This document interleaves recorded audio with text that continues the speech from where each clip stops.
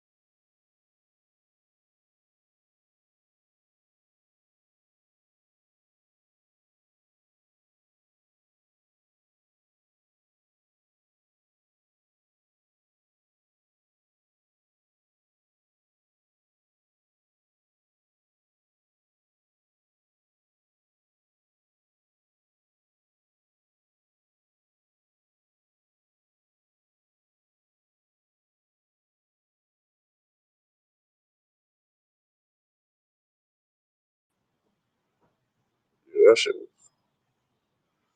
shit tweaked out. I didn't drop my computer. One person in here, man, smack that like button. I didn't drop my computer and some more shit. Hold up, man. I didn't drop my computer and some more. Knowledge of self, love, truth, peace, freedom, and justice. You never stop learning. God is within. Protect your energy too. And remember, your haters really admire you. They just don't got the strength to tell you. You looking like a big deal. I'm looking like a big deal. Yeah. And I'm looking like the real. If you can't swim, you bound to drown. Hard body like steel. Riding waves like I'm in a competition. I don't care how you feel.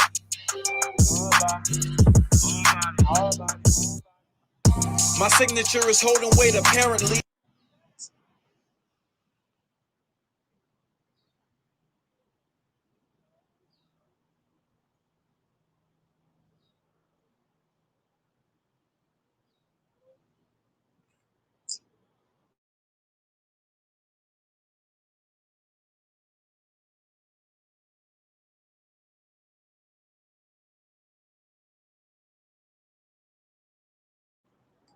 Yo, who up in here?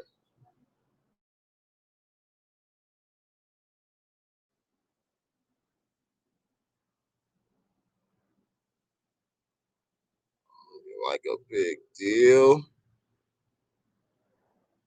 Hey, and I'm looking like the Knowledge of self, love, truth, peace, freedom, and justice.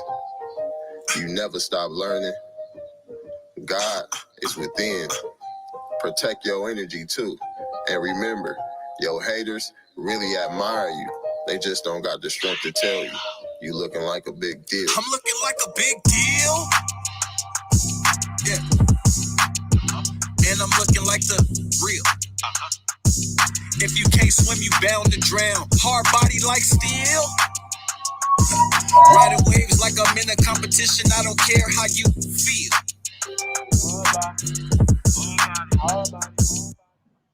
My signature is holding weight apparently. Stunt 101. There is no comparing me. salute, salute, salute, salute, salute to everybody in the building. Let's get it. Let's get it. Get all your essentials.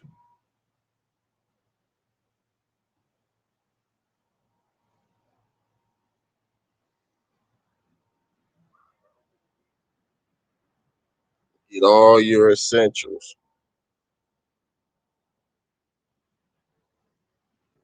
Everything you need to breathe. Get all your essentials. Smack that like button if you in here. Drop a comment if you in here. Let me know something. You know, we about to get into it. You know, we about to get into it. Been a little MIA. Ain't that, man? Gotta get my hustle on. Gotta get my hustle on. You know, this YouTube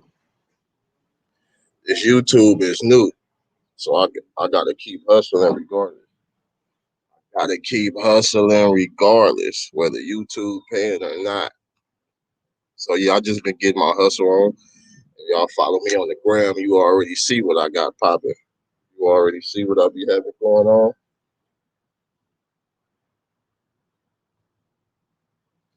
I see the haters. I see the haters in here. Is the haters in here? Or is them some real people? Rondo, okay. Okay, no, them real people. Q, what's popping, fam? Peace and love, God. Rondo. Rondo say Durk is going to. Hey, I'm gonna drop the link too if y'all wanna if y'all wanna come up and say something, uh and give y'all opinion, because that's mainly what this is for. But also the new perspective that I want to bring to everything is like, what can we learn from this? That's the whole thing. So I also want to, you know, I'm about to be introducing uh a show or a segment, whatever you want to call it, to where like everything is based, no matter what it is, it's going to be based off what can we learn from this? What what did we gain from these situations? No matter how negative or how positive it is, like what did we learn from it? So that's gonna be one of the main things. That's why you see that in the title. What can we learn from this? Or what can we learn? Because that's the main thing, because we can learn something out of everything. We can get a lesson out of everything. Okay. Rondo say people like us have to use discernment in these times. Conspiracy theories on 90% real. Yes, there is a lot of corrupt and negative things going on. However, no one man himself can stand up for all. That's a fact. That's a Fendi. That's a Fendi fact. Because it's gonna take it take unity. We need a full body politic. Hey Rondo, if you're not subscribed, man, subscribe to the channel, man. Appreciate you for sliding through. For real, for real. Yeah, nah, it take a body of people who gotta be on a similar wavelength. It take a body of people that got to be on a similar wavelength, right? It just can't be. Yeah, you're right. It just can't be one person. That's why. That's part of the reason why we ain't got nowhere. Because if Martin Luther King, and I'm just using this as an example, if Martin Luther King was the only one with the game, who the fuck is gonna follow up?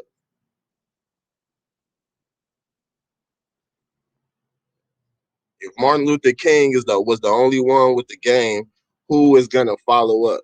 Who's gonna be next in line? Who else knows how to do what we following you to do? Because it just don't make sense. We following one person, but you the only one know how to do everything. So when they chop your head off, we fucked. It's done. It's a wrap. They chop your head off, it's a wrap. 4 people in here, smack that like button.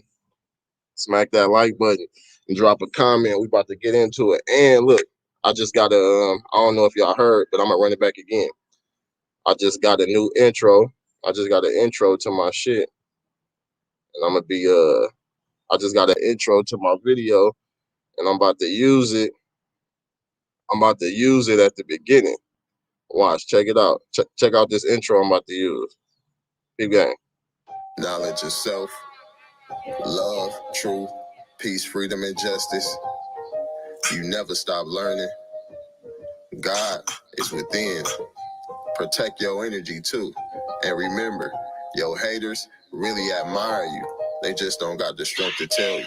You looking like a big deal. I'm looking like a big deal. Q, I'm about to get you in here now. And I'm looking like the real. If you can't swim, you bound to drown. Hard body like steel.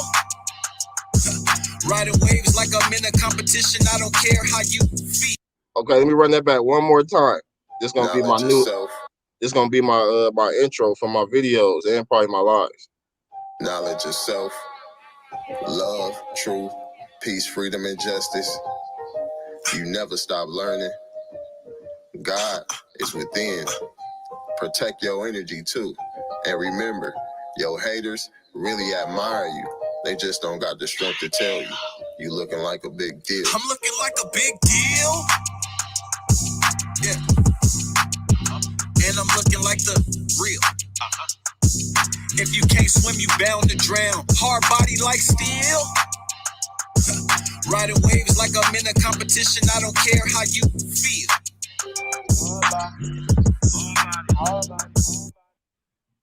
Yo, Q, what's poppin', fam? Peace, God. So what's the word? Man, I just wanted to tap in a little bit on these topics, man. You know, bring a different perspective because you know, we often can forget what we can learn from these situations. So I wanted to Shit. bring that perspective. What you think? Let me hear. About the you said about the Durk and India situation, right? Yeah. We I can start. mean, shit, shit for real, gang, it's really hard to really. I mean, I guess from the outside looking in, you know what I'm saying? It's hard to really say why somebody broke in his shit. Like the easy answer is to be like, okay, well, shit, you know, he beefing with so many niggas in the city, and you know what I'm saying? He got so much shit going on with, you know, the industry beefs, with the street beefs, and everything like that wasn't going on around him. You know what I'm saying? But I think, man, I just really think that, you know, as crazy as this sound, I really think like people looked at him like he a celebrity. He got money. They ain't got it. So a person just found a way to go get it. You know what I'm saying? I just think that, you know, they just thought he was a lick. You know what I'm saying? I don't really think he was his ops looking for him, because I think if his ops was like trying to get to him type shit, they could have just posted outside until they saw him. You know what I'm saying? You know, they could have just waited, and as soon as the door opened, you know what I'm saying, you could have just shot. You know what I'm saying? Like, ain't no sense in doing no drive by. Ain't no sense in doing no sliding. You know what I'm saying? And shooting up the house when you ain't hit your target. So the only real reason I think is just that, you know, it was a celebrity house in a rich neighborhood, and you know they just tried to come up. It ain't no different than what happened with the Pop Smoke shit. If you remember with Sean Taylor, when Sean Taylor got killed, They broke in his crib. You know what I'm saying? When he was the strong safety for the Redskins, and he got shot in the leg during the home invasion. Yeah, I remember that. Yeah, and then I'm trying to think about some other. Floyd Mayweather when his home got broken into, and they stole his stuff. So I mean, if you just somebody that you know what I mean, and don't none of those guys got gang ties. It's just that you live in a rich neighborhood. You got it. I don't got it. And since you got it and I don't, I need that. I need everything up off you, folk. I need all that. Everything you got in your, you know what I'm saying? So, Dirk Yeah, posts a lot of money. You know what I'm saying? He posts, a lot of money. Sometimes he might show hundreds of thousands of dollars in cash. So his odds probably follow him on the ground. They probably say, okay, well, shit, he flashing his money in the crib. Chances is all this money's in the crib. So why go rob a bank and risk getting caught when I could just hit this nigga crib? You know what I'm saying? A lot of times they be thinking these celebrities on tour, they're doing shows. They might not even have thought they was at the crib. See what I'm saying? So it wasn't like they was looking for him because he was on some op type shit. It just might have been like, shit, he probably ain't at the crib. So let's see if he got, diamond chains, jewelry, shit, money. You know what I'm saying? Let's just see what he got. And it just so happened that shit, they ain't really peeped the scene. They ain't really know whether or not he was home. And I think they just ran in there and they took a chance type shit. yeah, that sound like what could have happened too. I was wondering though, like why. I mean, of course, we don't know. I ain't looked at the community or nothing, but like, why his crib out of all cribs though? You feel me? Yeah, Like, I mean, because we don't yeah, know I where feel you. his crib is at in that gated community. You feel me? And Right, we all been in gated communities before, so it would, it would make more sense to hit a crib closer to the gate. You feel me? But we don't know where his crib is positioned in that community because it's, a lot of gated communities take you on a bunch of different trails. right, So it's like yeah, it's kind of hard to kind of fathom their thought process with that. And like right, what was the whole motive behind it? Because it could have just been a random, and it could have not, you know. right. Yeah, I just think that when it come down to something like that, that's really the best answer. But really, shit, who knows, man? Dirk. You know what I'm saying? Who really knows when you're dealing with somebody like Dirk? You know what I'm saying? You got his ties in the street. You know all the niggas he done lost. You know what I'm saying? You know what they into. You know what I'm saying? So it'd be hard to really, you know what I'm saying? It'd be hard really to pinpoint, okay, is this reason, is that reason? You know what I'm saying? It could be Right. a little bit of both. Like, okay, he a op and he got money. So we can get the 2 for 1. You know what I'm saying? We can get what we want out of him and knock him off. You know what I'm saying? So maybe it was a 2 for 1. You know what I'm saying? Maybe that could be the answer. Because like you said, somebody could have just ran into anybody house over there in the gated community. But just because you run into a rich person's house, a lot of rich people don't carry money. They don't carry cash. You know what I'm Right. saying? A lot of them, that's what they got they bank cards and credit cards for. You know what I'm saying? They're not walking around with cash. But Dirk is a nigga on IG who's flashy. He shows off hundreds of thousands of dollars. He shows Consistent. off chains and shit. So you know what I'm saying? So a nigga know, like, okay, if I know that this is Dirk House, okay, cool. He might not be an op, but I could just get this money up off. You know what I'm saying? I can run up in this shit, grab this shit, get this, and that's it. It might not even been on no op shit, but man, For real. who really knows, folks? It's hard to really say. You know what I'm saying?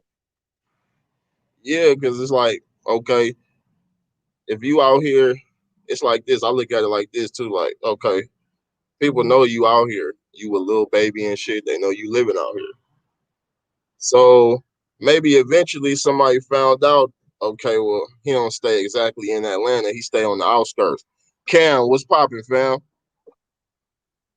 You should be somewhere shooting their lights out, man. 100 shots a day. I mean, 500 shots a day, man. Salute. Um, it could be like, okay, he live in Atlanta. We know he live on the outskirts. Boom, we got the location. But not only that, when we see him on the gram and shit, he be with Lil Baby. He got his chains on, like you were saying. When he be in the club, he got his chains on. He in the club in Atlanta, he got his chains on. So for sure, somebody is gonna think you have it at the crib. They for sure gonna think you got it at the crib. Because where would you go? You didn't go to Icebox and drop your shit off. You feel me? Right. Not at 2 a.m. I mean, not at 4 a.m. and shit. So yeah, it's a lot of ways and a lot of shit to pull from it. But like, yeah, we can bring that attention on ourselves just by the shit we posting on the gram and shit. Right. I mean, yeah. So that could be a lesson in itself. But part of being a celebrity when you're doing now that hip hop shit, you know what I'm saying, is you wanna. That's what attract the fan base. You know what I'm saying? So it's like shit. If everybody ain't like J. Cole. J. Cole a nigga that can rap. He drop when he want to. He make his money, but he don't wear jewelry. He don't wear none of that shit. That nigga be looking like he broke, like he ain't got it. Everybody's not like that because J. Cole. That's why J. Cole don't appeal to the masses. You see what I'm saying? J. Cole only appealed to motherfuckers who like lyricism and content.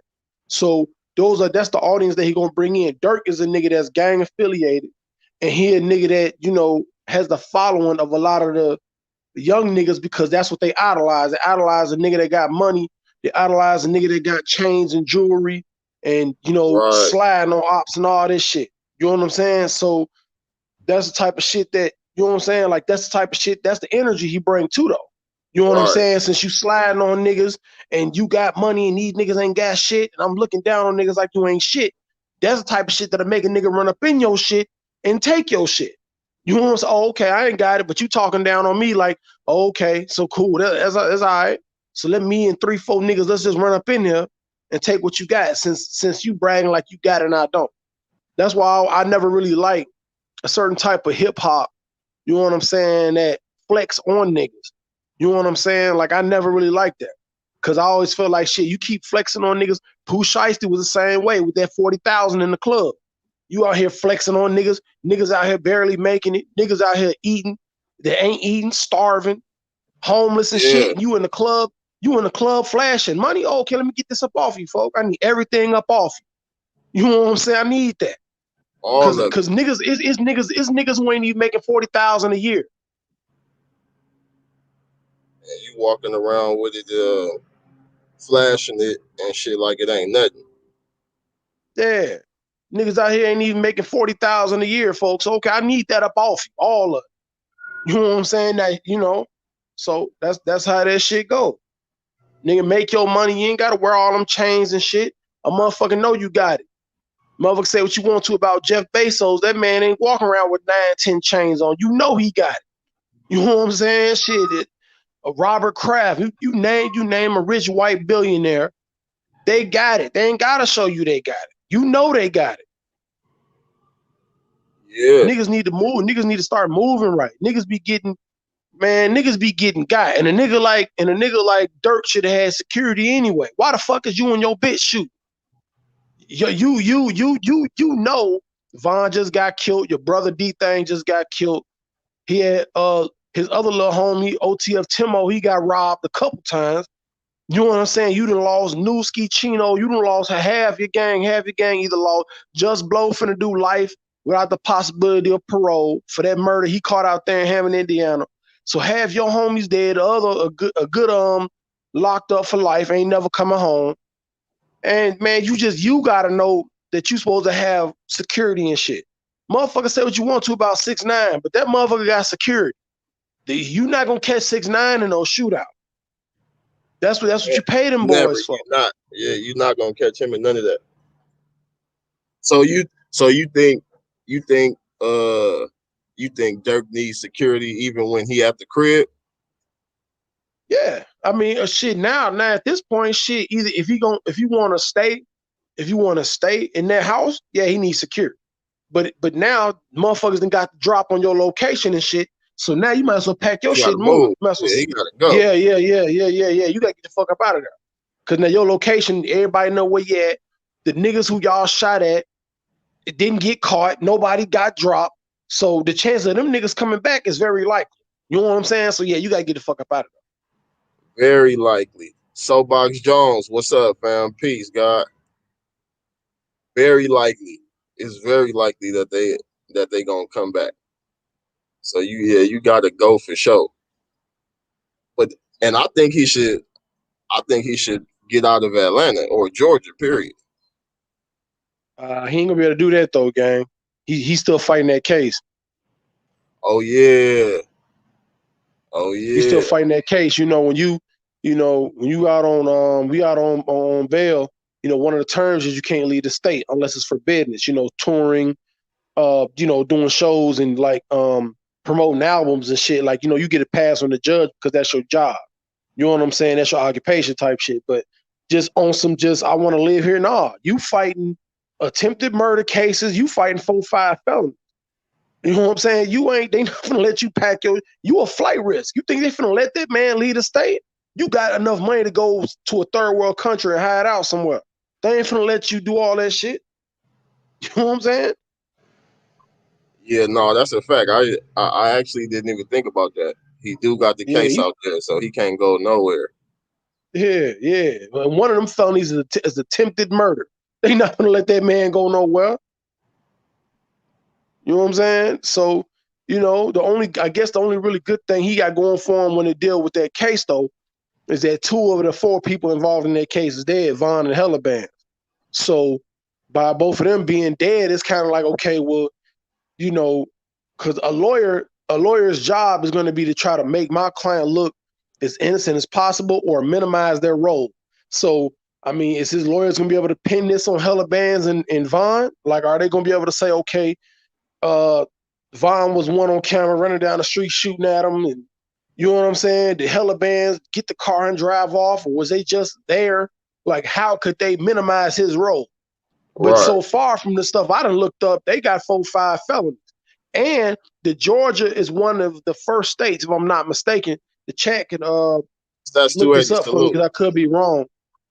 Huh? No, I was telling Stats 280 salute. He just came up in here. My bad. Go ahead. That's what's up. Yeah, so one of the first states, because that's how what the fuck is that guy? YFN Lucci, as far as a RICO. Like, that's one of the first states that's starting to do RICO charges. You know what I'm saying? And it ain't got to be federal no more for a RICO. So Georgia handing out state charges. The fact that they know, Durk, affiliated, and you know what I'm saying? They feel like OTF is responsible for a whole bunch of different shit. And I watched their opening statements. Like, the prosecution, they brought some detectives from Chicago to go down there to Atlanta and say, yeah, he one of the money makers for the BDs. Yeah, he you know what I'm saying? He actively involved in a lot of shit, even though we can't prove it. So when you got the police taking a stand and shit like that, they're not gonna let you leave. Hell no. Nah. They're gonna keep you right where they can see you at, right there in that state. Yeah, they got a close microscope on him, man. Yeah. Why you think his shit was surrounded so fast? They probably been watching his ass. Yeah, and I don't know exactly what the records say, but however them officers got there and did whatever they did, like that was kind of wicked, because like you don't got to let them come in and do nothing. But I guess maybe Dirk had to because of his little situation, but you don't know what could have happened or what could have transpired during that time while they was in there doing whatever they was doing. Vern, salute. Vern, what's happening? Peace, God. But yeah, you don't know what could have transpired, what they could have planted in there, or what. So it's like, yeah, he backed into a corner right now. Yeah, he fucked up right now. Best thing he can do, shit, is, motherfuckers might think it's pussy to pay for protection, but at the end of the day, I believe he got shorties. I believe he got kids. So, it ain't nothing wrong with, protecting yourself. Shit, if his brother would have thought like that, maybe he'd still be alive. D-Thing didn't think like that when he's running up in Club O thinking shit was sweet. You know what I'm saying? You should have had it. You got enough money. Y'all niggas be walking around with $100,000, $200,000 chains on. What's wrong with having a bodyguard or two? You know what I'm saying? Right. Y'all niggas be acting like, I don't know, I guess it's just some Chicago shit. Niggas be acting like they can't die. That, I guess, is why it be so many niggas that get killed out here, because niggas be feeling like they can't die, like we all immortal or some shit. I don't know. Yeah, no, it's always that chance. It's always that chance. Sierra Brown, salute. Peace, sis. Man, niggas out here getting popped and dropped. Shit, man. We got ATF For riding less. around. Huh? I said for less too. Oh, yeah, for nothing. Niggas out here getting popped and dropped. I tell niggas, the 4 things in Chicago that'll get a nigga killed is you on the block, just outside on some nothing type shit.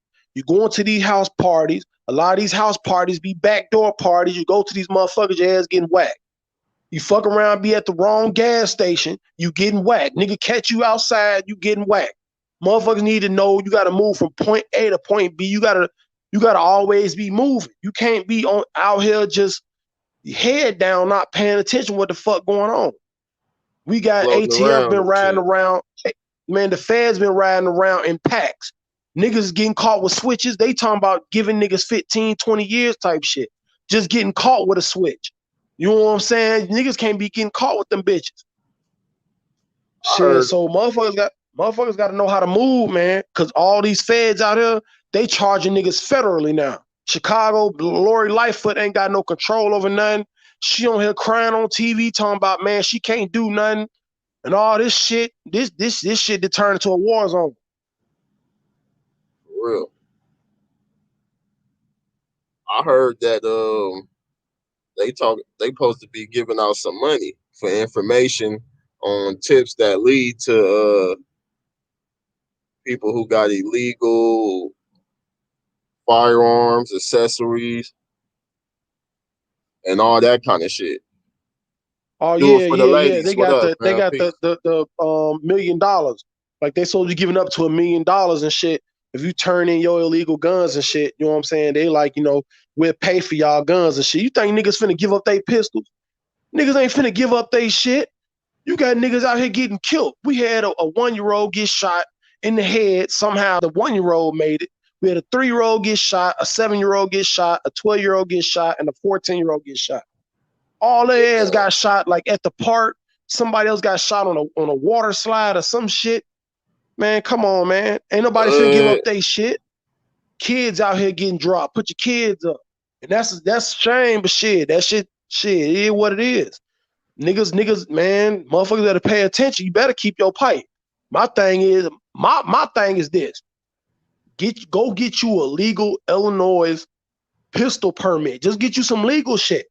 Even if you an illegal nigga, go get you a cousin, a homeboy, somebody that could be with you that got you know what I'm saying? That can ride around legal with the shit. You gonna call yourself being outside, huh? Man, I'm just trying. I be trying to give niggas suggestions because I be like, shit. I had a bunch of misdemeanors and shit when I was a shorty, youth offender type shit, but I ain't got no felonies. You know what I'm saying? And shit, I fucked around. I got my pistol permit. I got a state of Illinois pistol permit, and I ride with these bitches. I ain't got no ops or nothing, but I know how niggas play. Niggas ain't playing fair. Motherfucker be at the gas station, pumping gas, and nigga will shoot you.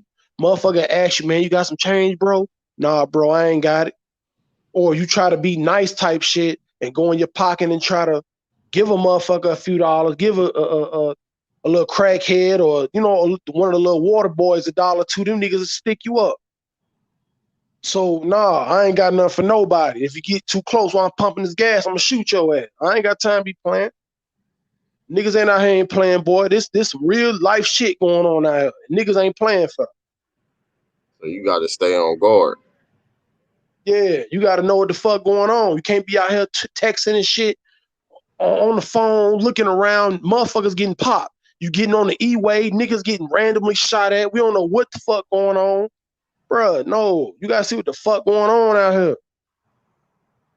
Yeah, for sure. And Stats 280 just pointed out something like a lot of us got the mental issues from what we've been through in these streets.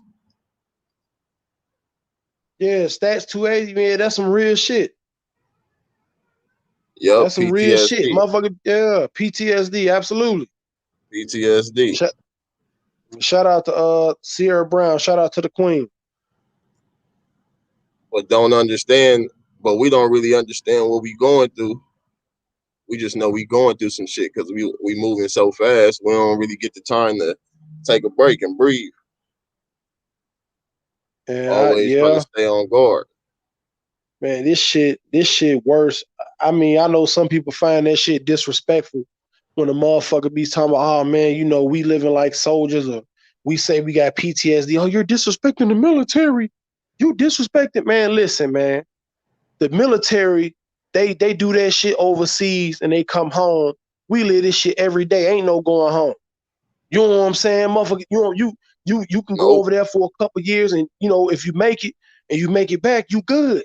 You going back to the suburbs, a gated community, you know, with nice trees and shit. We don't have that. We wake up every day. You got partners and shit be getting shot. Homies that you grow up with get life sentences. Motherfuckers go to jail, don't never come home. Uncles, brothers, daddies, all that shit, man, be gone to the system. Now you out here to raise yourself. Motherfuckers don't know what's really going on out here, boy. It's a lot of shit going on out here that they couldn't even fathom to even think about.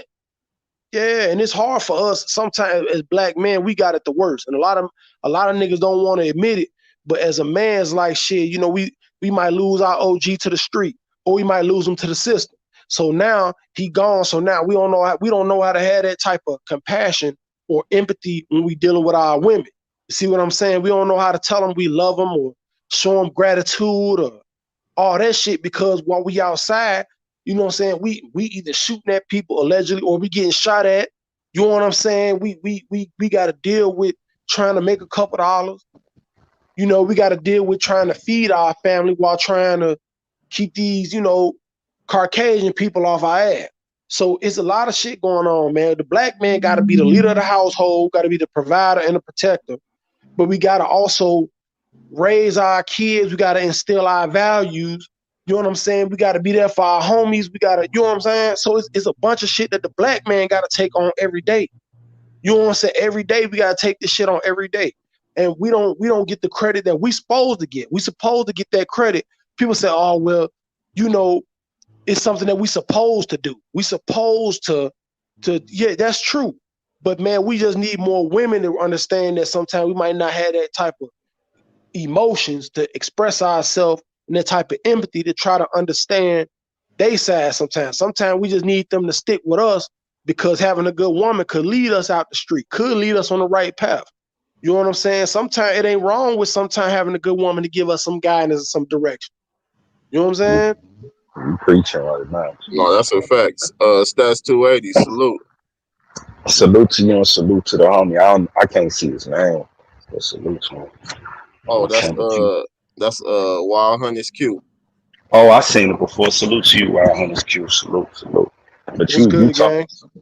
You talking some real shit, and it's like, you know why I was just gonna sit back and listen, but then I said, no, I gotta tap in, because a lot of the things that you saying, I could relate to it present day, like right now. You know what I'm saying? A motherfucker to have a good woman, and she can know that she's dealing with a good man, but at the same time, a nigga PTSD, when he be dealing with certain things, he'll reflect to something that's similar to that situation that he dealt with in the past. So he's gonna take things more to the face with it. He ain't gonna look at it in the aspect of, I wonder how this person feel, and that person. He's saying, nigga, I'm only concerned about my feelings in this situation. You know what I'm saying? I'm only concerned about my well-being in this situation. Because at the end of the day, one thing's for certain and two things for sure. When this is all said and done, who you going home with? You going home by your goddamn self. You know what I mean? Like, everybody ain't going, you know, take you and you know, have empathy with you. Sometimes having empathy with individuals could lead to your own demise. You know what I'm saying? So this PTSD is very prevalent in our community, especially when you think about all of the odds that we face, which are some of the examples that you said earlier. You know what I'm saying? Going out there, working your 9 to 5, or usually you on the block, doing whatever that you're doing, you got to pay attention to your ops. You got to pay attention to these crackers. You got to pay attention to motherfuckers that's unfamiliar.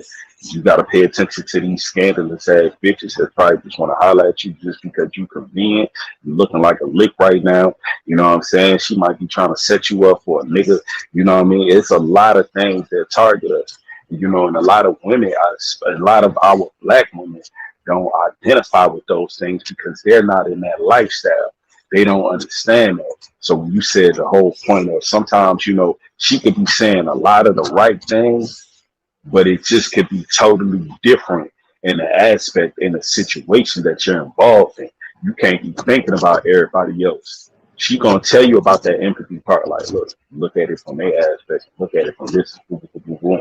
The whole time you're like, man, I can't think like that right now because that shit could be compromising me in the long run. You know what I'm saying? So that shit is deep. And it's a deeply rooted process. Especially a lot of this shit that we talking about. Like, it's crazy how you could talk about this present day and then go watch a documentary and hear somebody saying something similar to you back in the day. You know, when Back black then. and white. Yeah, you know what I'm saying? Back then. You know what I mean? So a lot of this is just reoccurring struggles. This is reoccurring PTSD for real through the whole generation of black people. You know what I'm saying? This shit ain't no game. That's why, you know, I take my time to go back and watch these videos of like Black Panther parties and things of that nature because they help you to identify, listen, this ain't nothing new. A lot of this is nothing new. And it ain't nothing personal either. You know what I mean? Some of us get too cocky and confident when we think like it's just like, oh, this is for me. No, this going for everybody. You know, you pay attention to individuals who are trying to promote and perpetuate and push a knowledgeable dialogue. You'll start to see you get pushed to the back. But then when you go up here talking about, yo, this person got clapped, this, that, I'm doing this, and you'll get pushed to the front. And what they say, the first way the fastest way to make it to the top is what? To disrespect your own people and cause some type of destruction. Yup, be a That's coon. the fast one. Mhm. Like that's the Definitely. fast way. Mm-hmm. So what kind of suggestions would y'all say could be presented like to the community or people coming from backgrounds similar to ours? What I would say, be mindful of Shit, your circle. I'm gonna keep it real Go with you, ahead. folk. I ain't even finna lie to you. I'm gonna keep it real with you. Go A ahead. lot of like this. I feel twofold about it, right? So I feel like this because of where I'm from and who I've been affiliating with, who I grew up with. If something happened to me, I could live with that. You know what I'm saying? Because I know what I'm putting myself into. So I don't consider myself to be a defenseless person. You know what I'm saying? I always say we gotta defend the defenseless. So for me, I could deal with it if it come down to me. You know what I'm saying? But the problem that I got is that when niggas be out here hitting kids and shit, niggas be doing all this half court shooting from down the block, around a corner somewhere, missing your target, and you fuck around and hit some people that ain't got nothing to do with nothing. Sometimes I do understand that you gotta let the streets do its justice. If you slide on my partner and I slide back on you, then that's it. We not finna protest and march the streets because you didn't got down on one of my partners. We just not finna do that. Or if a motherfucker get me, you know what I'm saying? So I you know what I mean? Like I can live Yeah. with that. But I feel like shit, if you got a lot of people that's getting hit, because a lot of times, a lot of people that's getting hit, all of them ain't ops. Everybody that's getting hit ain't an op. They not gang affiliated. They not street niggas. So for the people who not in the streets, I think that they need to do more like they need to start telling niggas to look, man, go defend yourself. Go get you a legal gun. Go get you a legal this and legal that. Because in Chicago, in the state of Illinois, it's hard to really get your shit. See, what a lot of people do is that they go to the state of Indiana where it's an open carry, right? So a lot of their laws, so they cross state lines and get guns and bring them back. That's why a lot of this shit now then turn federal. Because when you start crossing state lines, when you start going right next door and shit to Indiana, you start going across state lines, grabbing guns and bringing them bitches back. When they run the serial, if you get caught with them bitches and they run the serial numbers on them hoes, and they say that them bitches is stolen and they came from another state, boy, now it's fed time. Now it's federal. You see what I'm saying? Yeah. Because they so strict on guns in the state of Illinois and shit. So I just felt like shit, find you some legal shit in the state of Illinois, get your pistol license, teach you and your family to shoot, to defend yourself. Cops are not crime fighters. It is not their job to protect you and your family. If you're a man, it's your job. If you're a woman, if you're a single woman with kids, that's your job. You know what I'm saying? It's not their job to protect you because they don't live with you. They don't see you every day. Their job is their job. You see what I'm saying? It's a job. J-O-B. It's your responsibility as a parent for you to protect your own and defend your people. So if you walking around with this bitch without a pipe, you moving goofy. If you know where you live at, you ain't gotta be in no beat. Just have you something. You know what I'm saying? Just have you something. Motherfuckers, home invasions gone up, carjackings done gone up. You know what I'm saying? Robberies and gone up and murders through the roof. So you gotta have you something. Even if a nigga not looking to harm you, they might be looking to steal from you, take from you. You know what I'm saying? You still gotta have you something. You gotta give yourself a fighting chance. Because if you went out, at least like, damn, at least I did try. You feel me? Some of these motherfuckers don't even be trying. Gotta give yourself a fighting chance. And that's just law. Yeah, give yourself a fighting chance. And I see Dixon in the chat saying that you got to protect yourself from that. But, man, listen, a lot of folks out here making minimum wage. The rent is extremely high. You got a lot of motherfuckers staying with family. You got a roommate that might have a 2-bedroom apartment and might have 3 people in that motherfucker. You know what I'm saying? The rent through the roof. It's hard to pay all these bills and shit. Man, so shit, you can't move out of you can only live where you can afford. So where is that at? In the ghetto. Where that's at? In the poverty. Where that's at? In the worst neighborhoods. So this shit set up, it's systematically set up for niggas who ain't got shit to do with nothing to get popped. I agree. Because mine too, like, you know what I'm saying? This ain't really like, this is, like you said, systematic. This is more, you can't name no place in the globe where it's poverty at and it ain't no crime at. If it wasn't no poverty here, then we probably wouldn't have these type of crimes. We probably wouldn't even have these type of discussions. And right now, America is looking like one big poverty pie, and the most people that's dealing with the poverty is the black and the brown. These crackers, they getting, you know what I'm saying, money and getting paid way more than us. They way more connected than us, and etc. So you can see with the whole Gloria Steinem talking about the women empowerment and all this and that. Our women went up there and went, stood on that. But at the same time, the white woman made more than a black woman, and a white man make more overall, and a black woman make more than a black man. So you already seeing how this shit going. This shit ain't no, you know what I'm saying, gender thing. This is more so racially based, you know what I'm saying, systematically based. And individuals could be making a pretty decent wage. They could be making a pretty decent wage, but yet they still struggling. Still struggling. Still struggling. And You know for what sure, I mean? we gotta Mm-hmm. with Dixon. Yeah, you gotta keep in mind too, like, young niggas don't really want to hear that this shit is systematic. The video games and the shit I'm watching on TV and the movies and the shit I seen in my community from my family members and the people around me and all that shit is the reason. And this shit is bigger than us. And they don't really want to hear all of that. Some do, but a lot of them don't. But a lot of that shit be the reasons. So in order for us to be able to take a stand and a plan of action, we got to start grasping those concepts. So I hear what you saying, but you got to keep in mind, like, well, first off, these people on the panel, like, we not those individuals. We've grasped these concepts. You feel me? So, but it's a lot of people who ain't grasped these concepts. So until we do, then that's when more individuals will start moving different. But what you saying, it applies to people who still like caught in the matrix and shit.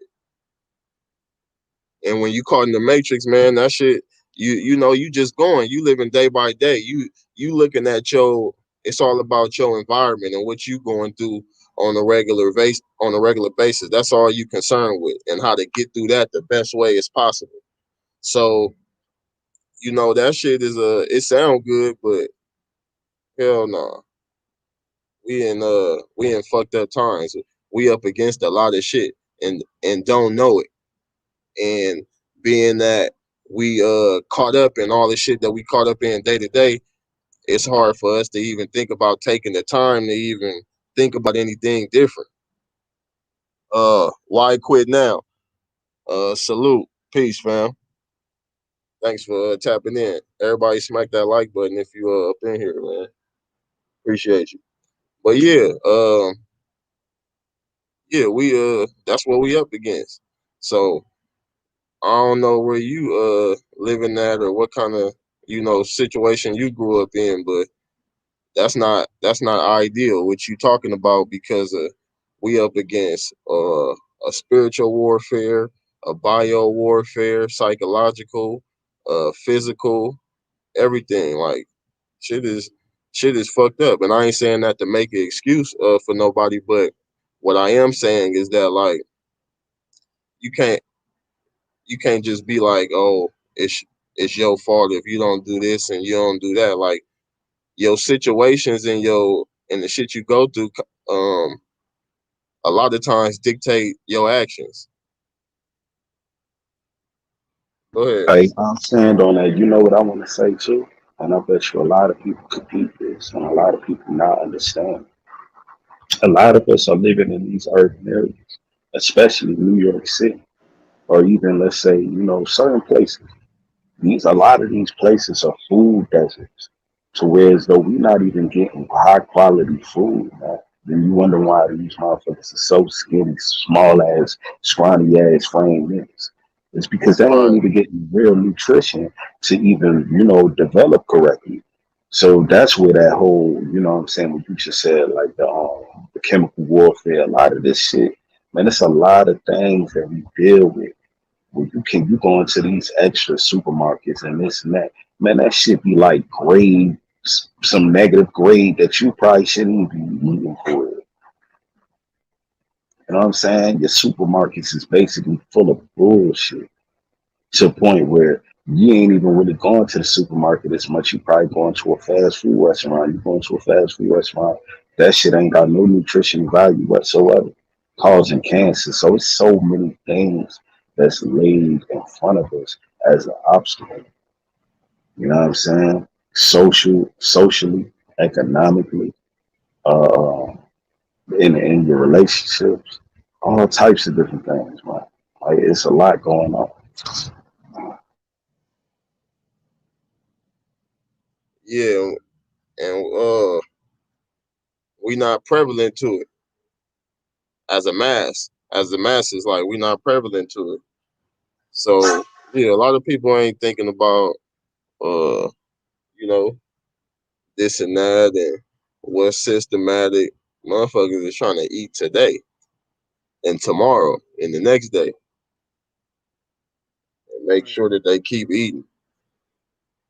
Right. 'Cause I be telling So motherfuckers too, go ahead. man, this shit hard. You right though, bro. You right. Like motherfuckers know, like if anybody in the chat, like from the city, if you're from the city of Chicago, you can go down to 10 South Kids. You know what I'm saying? Where they got like homeless boxes they give you. You know what I'm saying? I was a shorty coming up and shit. You know, we used to, you know, that's how we used to have to make it because we ain't really had shit. So they give you like military food, you know, like food that you get like ready to eat and shit.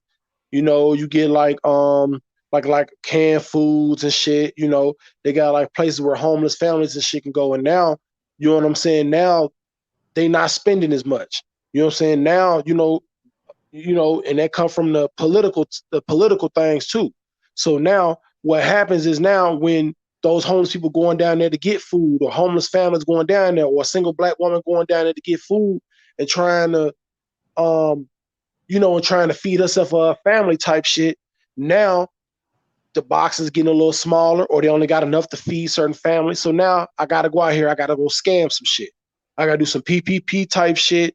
Motherfuckers selling their pussy and shit on OnlyFans. Or, you got niggas out here, robbing motherfuckers. That when you can't give to people who don't got it, this what leads to crime. Like poverty leads to crime. Niggas ain't out. Everybody ain't out here sliding just to be sliding. Some people sliding because they ain't got it, and the motherfucker felt like they ain't got shit to live for. So shit, I don't give a fuck if I do get caught. Because guess what? If I get caught, I'm gonna go to the county where they can feed me 3 hots and a cot. You know what I'm saying? Where I got me a place to stay. Because if I'm already homeless and I ain't eating, then I don't give a fuck about getting caught anyway. You know what I'm saying? Shit it don't mean shit. So yeah, man, this shit systematically, man, this shit bigger than what niggas thinking, folk. Like this shit really, niggas really struggling out here. Motherfuckers ain't got it. Motherfuckers is really struggling. And that's exactly what you just said, bro. Like this shit is deeper than what we think it is, man. This shit is deeper than the surface. Like a lot of our crimes from way back when, not even now. Like a lot of our crimes is either out of survival or out of starvation. Point blank, period. A lot of crimes that black people have done that are incarcerated, most of them are out of survival or non-violent, just point blank, period. Non-violent, and it's out of survival or out of starvation. You know what I'm saying? That's the majority. Then you have your violent crime offenders. But now, like, let's go into this aspect right here. We got this shit right now where minimum wage cannot afford no rent in America whatsoever. And even if you making more than minimum wage, you still can't afford rent like that whatsoever. You working 40 hours a week just to try to even obtain a place. So you got to work another additional, maybe let's say 20 something more hours just so you can cover rent and your cosmetics, your food, whatever other expenses and things of that nature. So it's like, bro, you tapped out. And this is what we basically saying. We as black people ain't okay. For instance, I got a whole thing that I'm gonna spark off right now because you said it too cute. You said the PPP loan. Who do you think that was targeted for? That was targeted toward black people and minorities. Just point blank period, minority. That wasn't targeted for no crackers, man. That they got these corporations and things like that. And we could say pretty much that's pretty much classism. You know what I'm saying? The people that make lesser. You know what I mean? But for the most part, that's for the people, the black people that's trying to do better, the entrepreneurial mindset of black people. And now look what's going on. People are taking them loans out of survival. They're looking at this whole pandemic and they saying, man, this shit one big lick and we fucked up out here. So I'm about to go get this PPP loan and I'm gonna put on. You know what I'm saying? I'm gonna either try to flip this shit or I'm gonna handle whatever that I can handle. A lot of this shit was directed toward us. They even got a thing on YouTube where you go click on a video. They got this black nigga sitting up there. Yo, we got a loan for 33,000 and blah blah blah blah blah. You can get this loan, and it's a black man saying, "Oh yeah, you can get it for school and this and that, blah blah blah." Why you directing I this seen toward that. us? Yeah, that shit is a subliminal, bro. It is a subliminal because they know what they doing, bro. This shit was a trap, man. That's why this shit is a whole. That's why I said in general, I feel like the feds is targeting black people because right now the feds used to go after the big head honcho niggas making money. Now they targeting niggas that can't even afford a motherfucking lawyer. Point blank, period, man. The feds, and then the sad part about it, a lot of us is playing right into their motherfucking trap by going out here doing all this bullshit, getting these guns. But at the same time, this shit was a manipulated plan that was devised on us for us to look like we gonna be the ones to blame. That's why I be saying this shit, man. Hey, to add to that, I'm glad you said that too, because that plays into what I was saying. Because you're right, like that the feds ain't typically penny pinching like that, but they doing that because this corporation is falling. The United States corporation has collapsed. That's why the dollar is not being accepted in a bunch of other countries right now, and it's gonna make its way back to the States, which is the reason why, like a few months back, I was telling people, which I still telling people because I still do it, but I buy and I sell silver in preparation for when the dollar collapsed, because by constitutional law, the only real money is silver, and the dollar has to be backed by silver for it to be of value. So since it ain't backed by anything except for the people, we gonna need that in the future. So yes, it's very imperative that people see what's going on. That the corporation is collapsed. They trying to get whatever they can. They trying to lock as many people up because they know if they got you locked up, it's hard for you to get out. You know, it's easy to go in, but it's hard to get out, especially if you locked up when shit is really hitting the fan. And what that add on to, that when they lock your black ass up, what they doing, they using you as profit. So when they lock you up for some petty shit, y'all store, yo, it's a man that robbed a dude with a motherfucking water gun, and they gave that nigga life. They got motherfuckers. They got how many black motherfuckers have been locked up for crimes that they did not do, and they know they didn't do it, and they still got them locked up right now to this day. So come on, man. A lot of this shit has been a play on us, man. The prison system was dedicated to lock up black people and to put you right back in a motherfucking slavery mindset and a concentration camp. So if you lock your ass up, we gonna make money off you regardless anyway. Because you better making money off in here for us than you is to be out there making money for your goddamn self to try to get them out of your damn struggle. That's the whole point of the whole mission that they try to do. Mhm. Yeah, no, for real. It's just it just looked different. It just looked different. That's the only thing. But slavery never ended. It's just share. It's still it's sharecropping basically. Bro, imprisonment whole time, right? If you go to other countries that where they civilize quote unquote people, and they lock you up, they try to rehabilitate you. That was the whole point of jail and prison stuff like that. You said, look, nigga, what you did was wrong. Whoop, whoop, whoop, whoop, whoop. Right? Whole time when you go to prison, the niggas in there treating you like you was back in slavery, whooping your ass like Kunta Kinte, motherfuckers killing killing inmates, all types of wild shit. So all that shit is, man, I'm telling you, prison system was nothing more but a disguise. And that shit right there is the same as motherfuckers, you know, they get charged for that child trafficking or human trafficking and stuff like that. Shit, that's the same thing. They just doing it and they benefit. So this slavery only been rebranded. Point blank period. Slavery only been rebranded. That human trafficking, child trafficking, sex trafficking, all that shit is the same thing as slavery.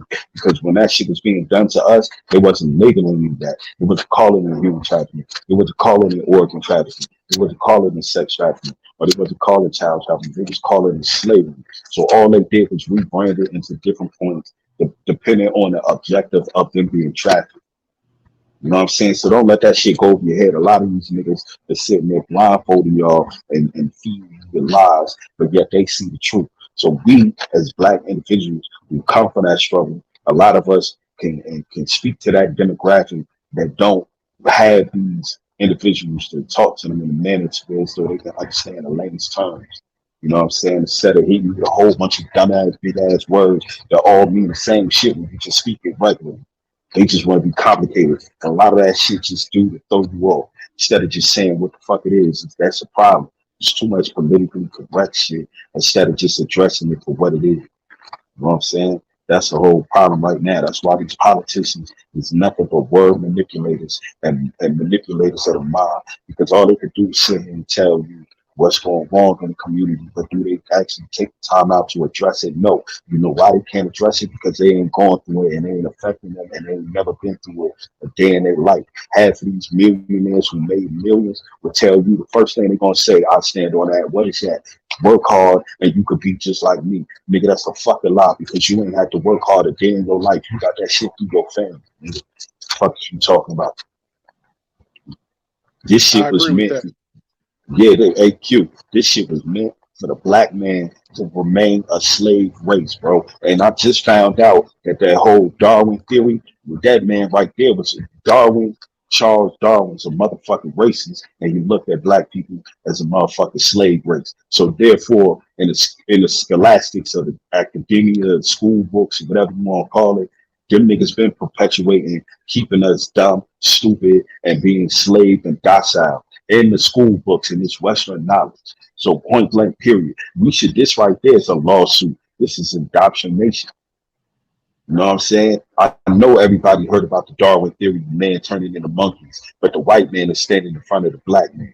They trying to compare a comparison of a monkey and a black man.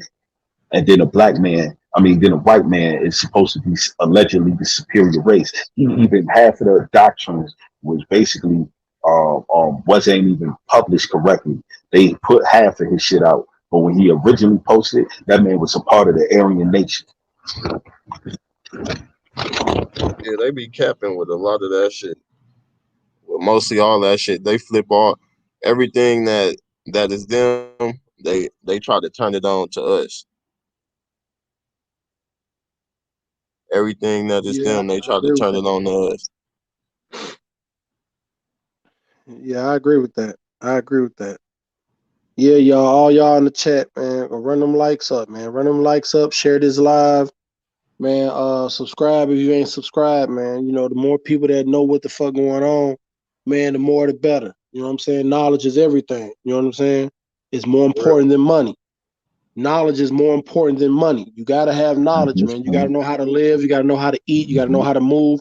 You gotta Mhm. know how to think, man. You gotta know how to think for yourself. So please, man, like, comment, subscribe, share this video. Yeah, share this video because it's important for everybody to know what's going on. Real. And money ain't got no money don't come with directions. That's one thing people gotta always remember. Cause like I have, and I'm sure like anybody else have came across some bread and ran through that shit and met probably a couple times, a few times. So that shit don't got no direction. So you really gotta have some knowledge on something to even be able to control and utilize money correctly. Because it don't mean nothing, and if you don't spend it on the right shit Hey, or, hey, or, hey, or I put it said, towards the right shit, it's a wrap. I want to say something right now, and this shit is so deep. Bro, we are a race of people that don't even know where the fuck we truly come from, bro. All we know is what we know. But as far as beyond that, you can't, you know what I'm saying? As far as like, what was my original language? Where do I really come from? You know what I'm saying? It's too much confusion. It's too much confliction with that whole question right there. We lost in the sauce. Why these other motherfuckers capitalized on that shit?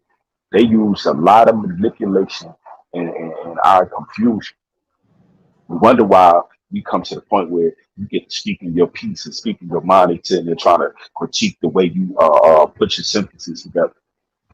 Nigga, fuck all that. It's about my message. You Right. understand? This is where they doing, bro. This shit was from predate. This shit was predate. Then you got them indenture service. You had people that was actually slaves. Then you had motherfuckers that was freemen, all that shit, man. When you really get deep into that shit, you start to understand it. You be like, damn, look at all these crazy ass terms that they putting on. But the whole time, it don't mean what they describing. Hell no, because you couldn't have been they couldn't have been free nothing. Not if you was a slave. You was a if you was a slave, you wasn't free. He was never free. And the Dred Scott case told us that he was supposed to be a free slave. They said, nigga, no, you're not free because you was a slave.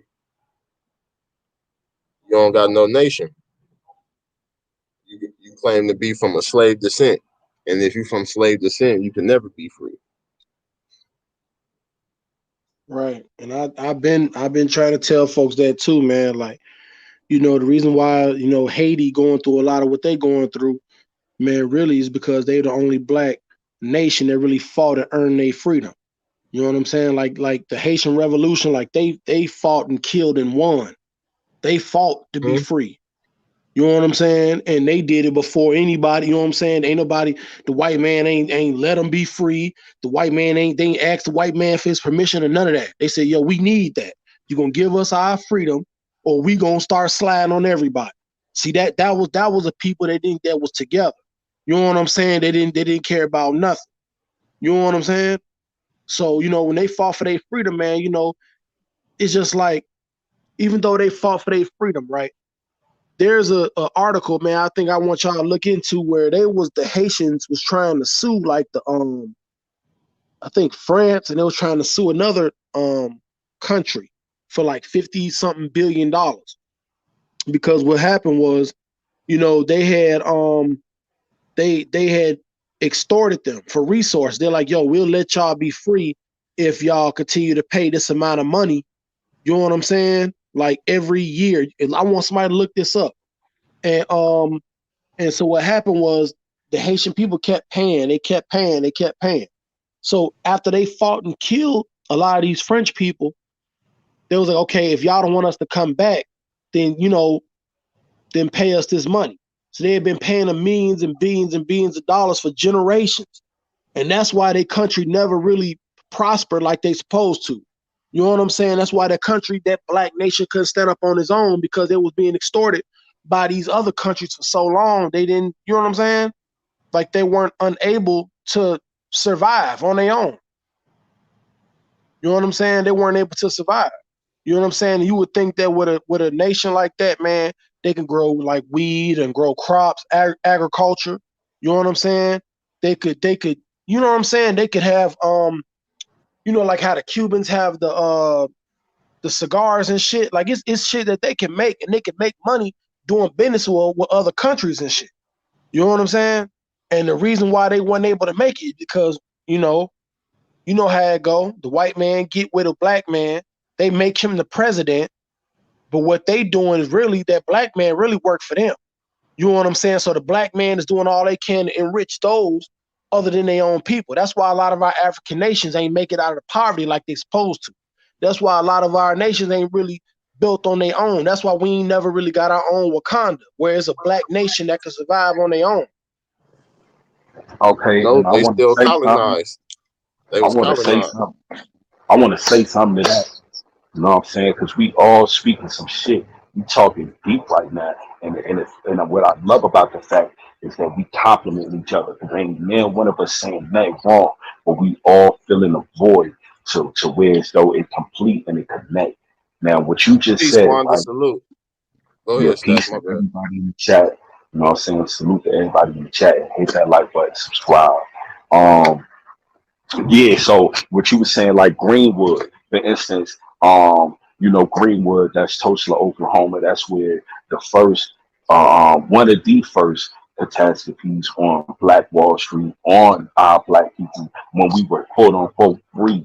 You know what I'm saying? They've been fighting for reparations for a very, very, very long time. And still they doing some spiteful things to keep them people, the descendants, to keep them, you know what I'm saying, quiet. They ain't paid nobody. They ain't gave nobody nothing. And to the point where when they did investigations on it, they said that the mob, that the state officials gave the mob badges to do what they did, to drop bombs, to go in there shooting and killing and burning down things. So that was not just no, you know what I'm saying, a mob of people that just went there. That was more so an orchestrated plan, attack, and hit from the state. You know what I'm saying? And then we also got documentation on New York police orchestrating the hit on Malcolm X. They got documentation on the government, assassinating Martin Luther King. So therefore, we already know that it's always a white man being the cause and the demise of our destruction. Number one, it's just the fact that we playing into it because the shit is so manipulative. The point it's hard for us to truly identify the shit when this shit hitting you head on. You know what I'm saying? Not everybody woke and not everybody taking accountability and understanding what's going on. You know what I mean? And then another thing that you said about the Haitians, they taking a lot of slack from these damn colonizing, these damn conquerors. We taking it too because you got to look at it too. We freed ourselves too. The Gullah War.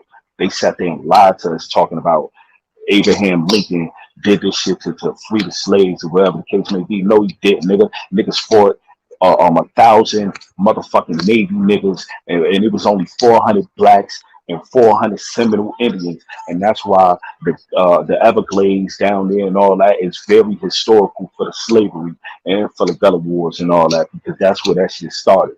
And we won that war, and that's what because we was going out killing all them slave masters, and we fought for hours when they was allegedly they had a treaty to where you go to a reservation, you was good, but they started going against that. They said, nah, we're gonna go over there and we're gonna violate them niggas and still kill them, and we're gonna bring them back to slavery.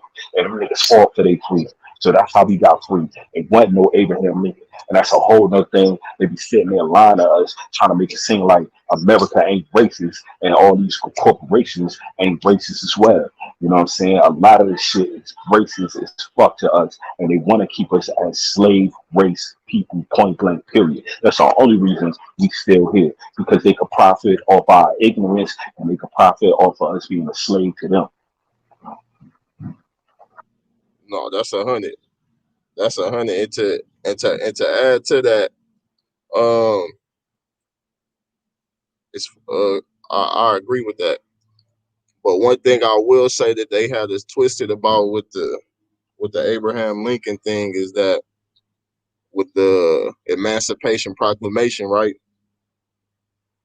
That was just a emancipation is just mean a proclamation just mean a public announcement, right? So they had us thinking that it was something more than that because we like it's shit that we like our rights and shit and our nationality and shit is shit that they can't take from us as long as we conscious of that. But what the Emancipation Proclamation was, that was our chance to claim our nationality. Some people knew it, some people didn't. Some people did, some people didn't. But that was our chance to claim our nationality. But instead, they tricked us into the getting the birth certificate and the social security number and be it with the black shit. And we didn't claim our nationality, but that was our chance too.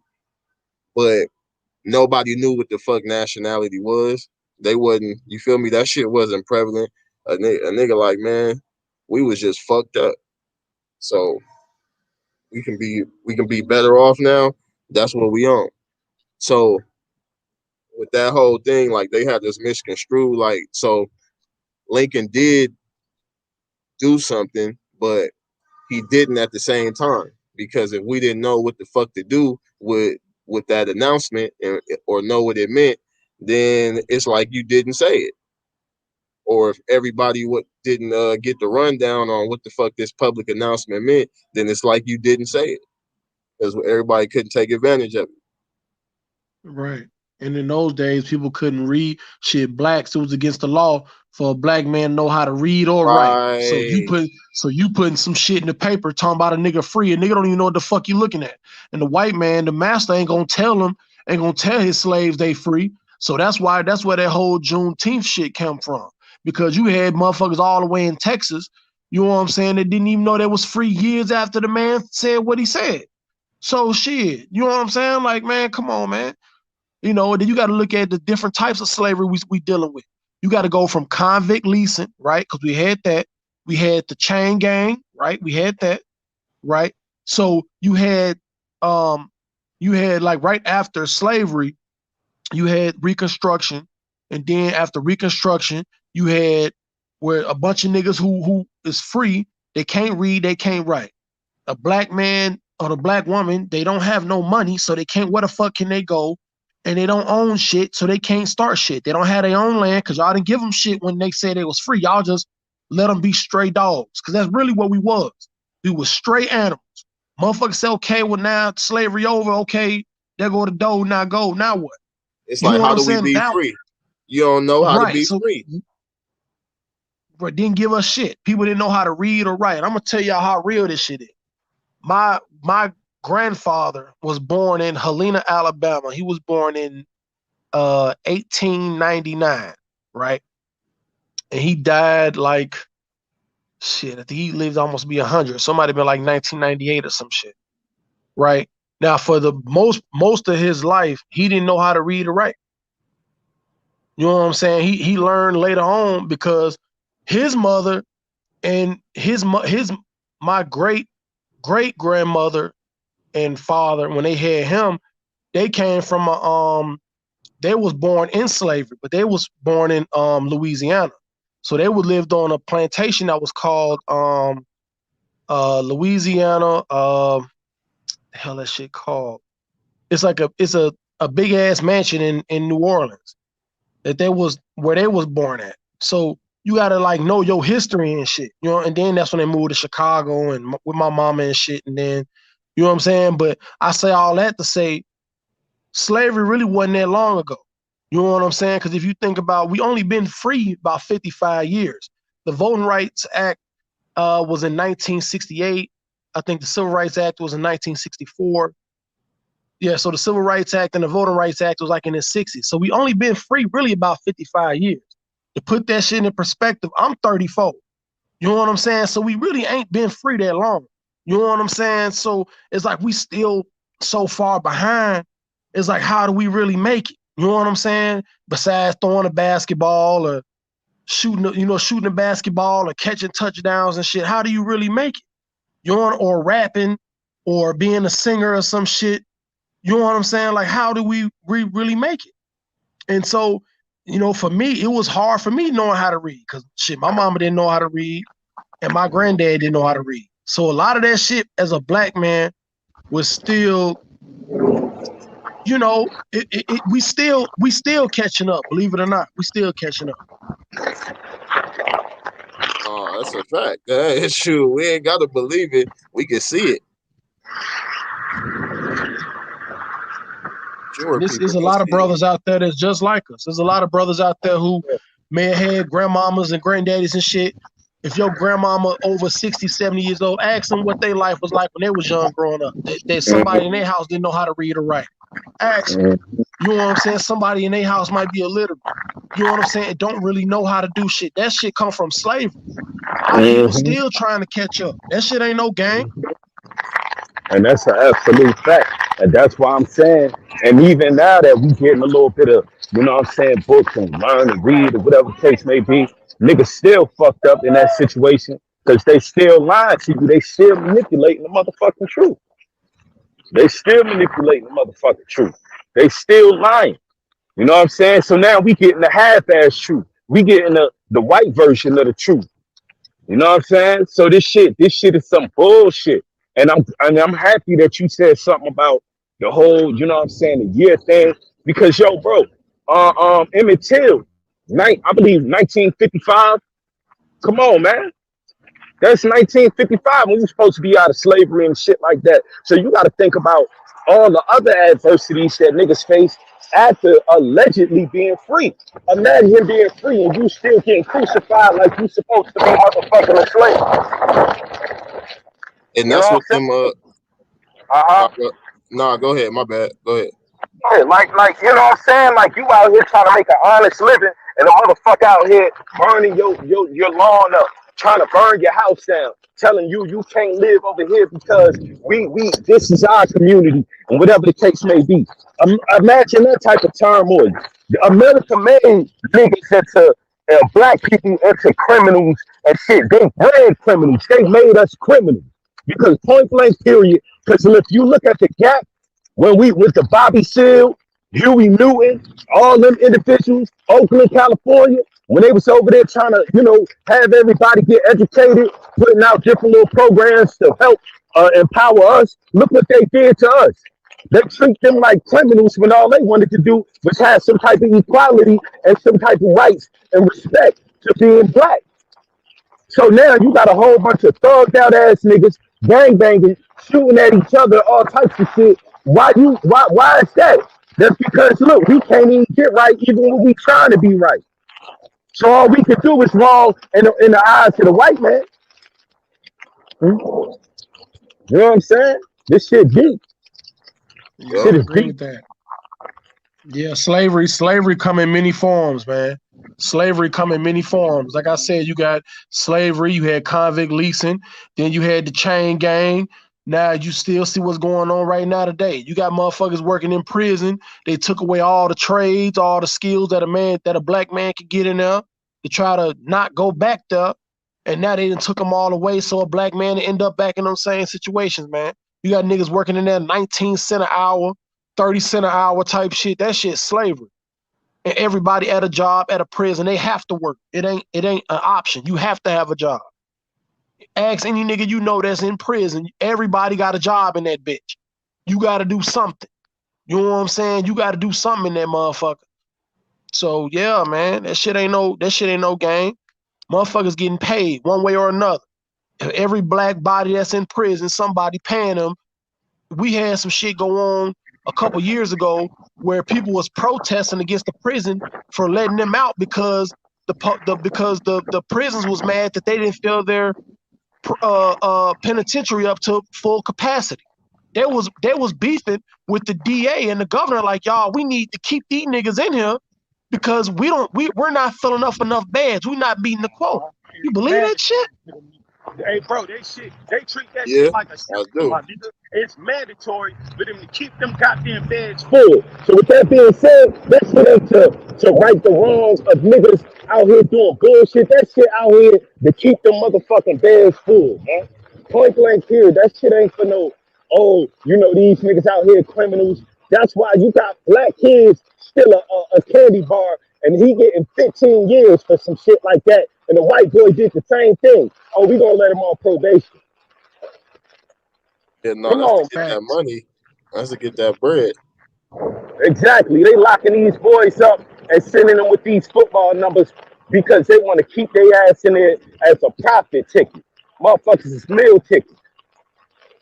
You know what I'm saying? That's And that's what I'm saying to that. y'all, man. This shit was strategically planned out for us to be the criminals of America and for them to profit off of our stupidity and our struggle and pain.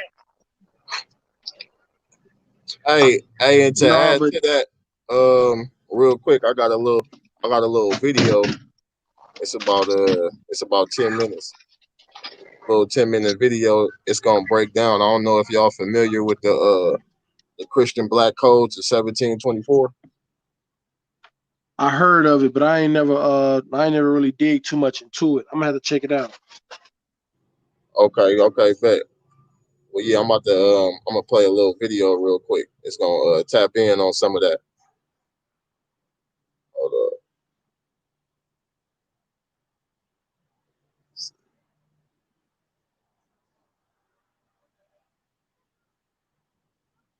From Apex Studios, Apex Educational Studios here in Philadelphia. This is Brother Hanif. Can y'all hear that? Doing part 2 with Brother Hold on, Shootout. hold on. Hold on, wait. Let me turn my phone up. Oh, low. Our subject for tonight Okay, I can hear it. is going to be on Can y'all hear that in the chat or is it low? codes, which originated Nah, it's low to me. 7. So I'm gonna just mute my mic, maybe so I don't have any back feed.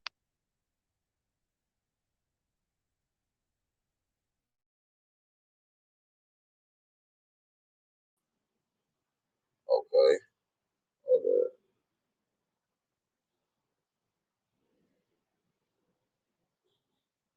Hold up real quick. Trying to get this back in here.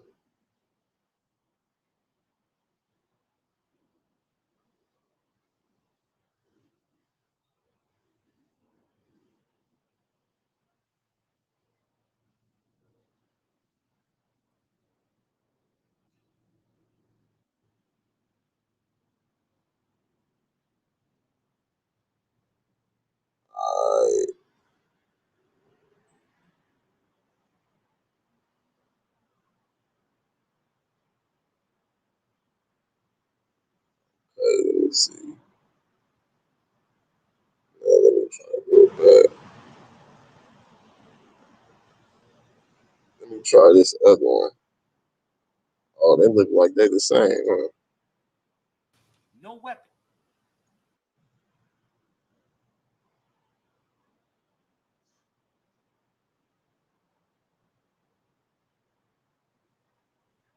From Apex Studios, Apex Educational Studios here in Philadelphia. Confusion with correcting the idiocracy. So it is like. Oh yeah, that one low. Okay, hold on. Let me get another one.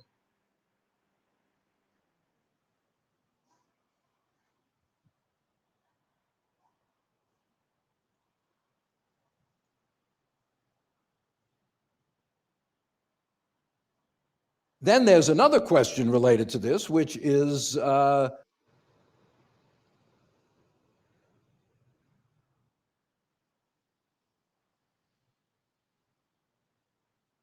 Okay, hold on. Y'all go ahead. We can get back into the conversation. I'm y'all can how I'm sounding right now. I got the ski mask on and shit. You said what? I said how I'm sounding right now because I got the ski mask on and shit. Like I don't sound, you know what I'm saying? Yeah, you sound good. It's a little. What you got? Some chips? You got a little chips or something back there? Nah, that's nah, that's the rain for real. This shit, man, that shit look crazy out here. I done It's stepped raining. outside. Hell yeah, cuz this shit look crazy. Shit Yeah, raining like a motherfucker. that's wild. Yeah. Yeah, we need this shit though, cause this heat wave been fucking niggas up. For real, man. Shit, really, that really ain't gonna do shit. Cause shit, when that shit dry up, that shit gonna have it hot and humid. It's gonna be humid. I'm just saying though, we needed a break from that shit for a little minute though. You need a little break from that shit, man. This shit crazy. It's straight bullshit. But yeah, man. But you know, we all on the right path, man. Like, and it's good that See, this what I be saying.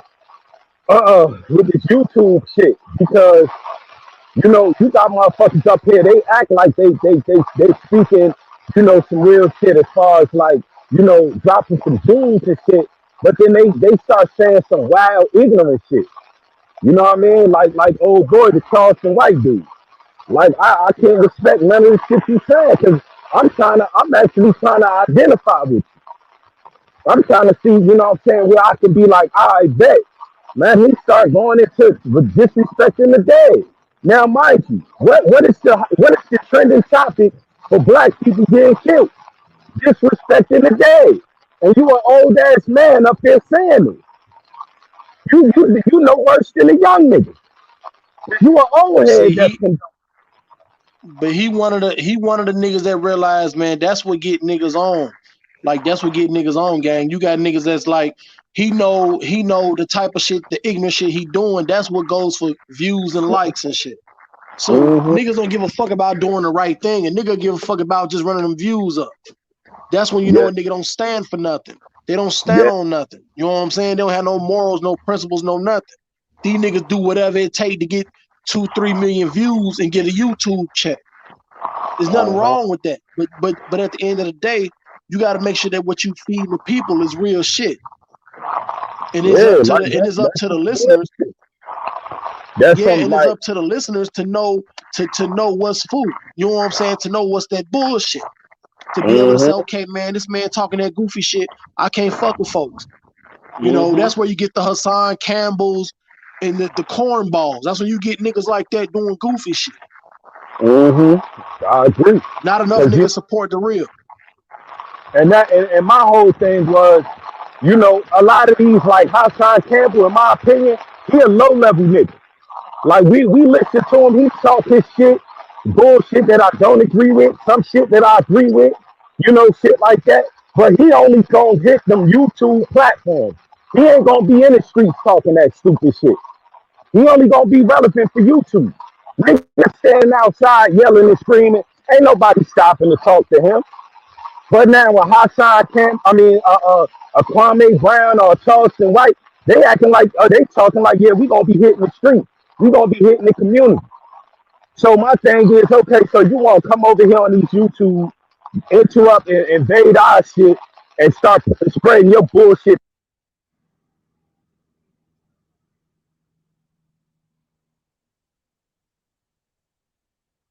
What happened? You cut off stats? Yeah, I think he might have dropped his signal and shit. I think his signal might have. She's still on there, so probably Yeah. give him a second or something. Oh, y'all can hear me? Oh, this shit is true. Yeah, Let you me had get the cut fuck out. out. Yeah, let me, get myself about this jam right quick.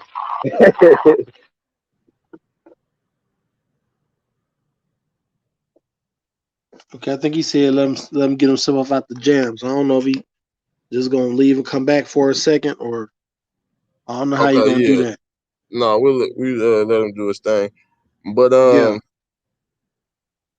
but I'm gonna yeah definitely though. go follow Stats 280. I ain't know nothing about this brother, but I'm gonna definitely go look his YouTube page up and subscribe. You know what I'm saying? Because it's always good to always link with other people, man, who think alike when it come down to the betterment of not just our people, but really our women and kids, man. I think it's a lot of that shit be important for us to, For it should be sure. important for us to know. So For sure. Yeah, go follow Stats 280. I'ma actually drop his shit in the chat. But hey, to add to that, as far as like our women and kids, like, man, one of the most fucked up things is that, like, being being away from the being away from the crib, working um for 8 hours a day or whatever. It can be a good and bad thing, because some of that some like doing that, because it's something that we got to do unless we entrepreneurs or something like that. But doing that, it doesn't it's like our presence is still not there as a man to groom that child, because, like, typically, for the most part, like, when we get home, like, we tired and shit like that. Our parents was tired and shit like that, so they didn't really give us energy or give us time and talk to us, and give us the nurturing and the guidance that we needed, and that play a part and it show up in us today, men and women, on, like, why we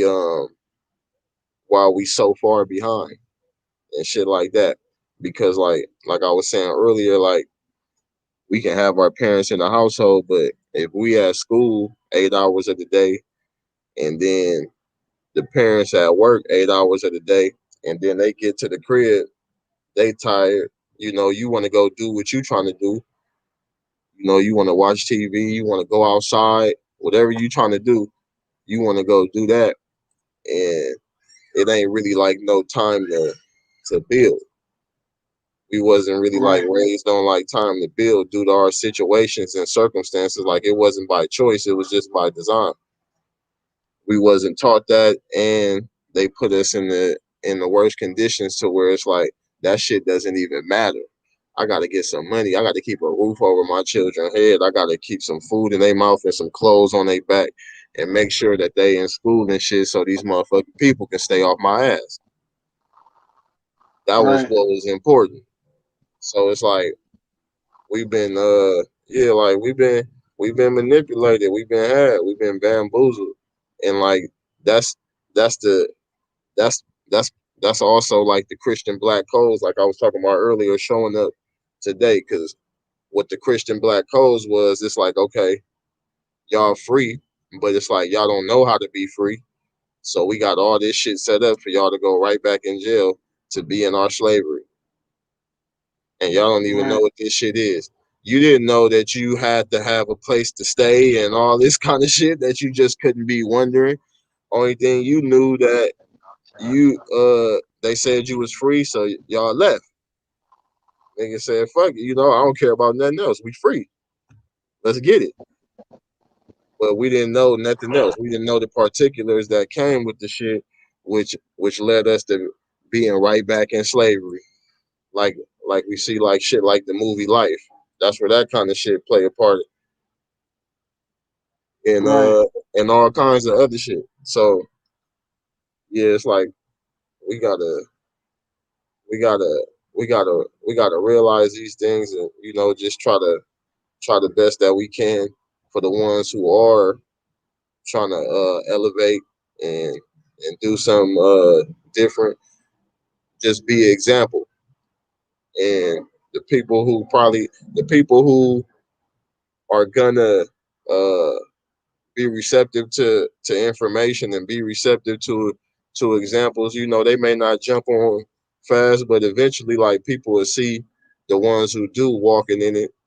I mean, hopefully, the ones who is walking in it, and they'll start to walk in it. Hey, I stand on that. I'm saying, right in my mind, right, I like to say, I don't want to be nobody's leader. I just want to do what I do. I don't want nobody looking up to me.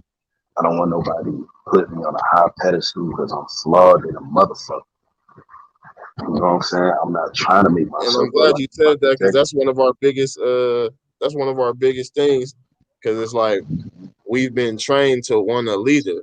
We've been trained that, like, everything they do is to make us is to, like, ain't nothing wrong with being convenient with shit, but they make us too convenient and too dependent on them, so we don't do nothing ourselves. So like I was saying, when I beat that case against the court out here in California, that typically I would have used the public defender, but that was my first time ever doing that.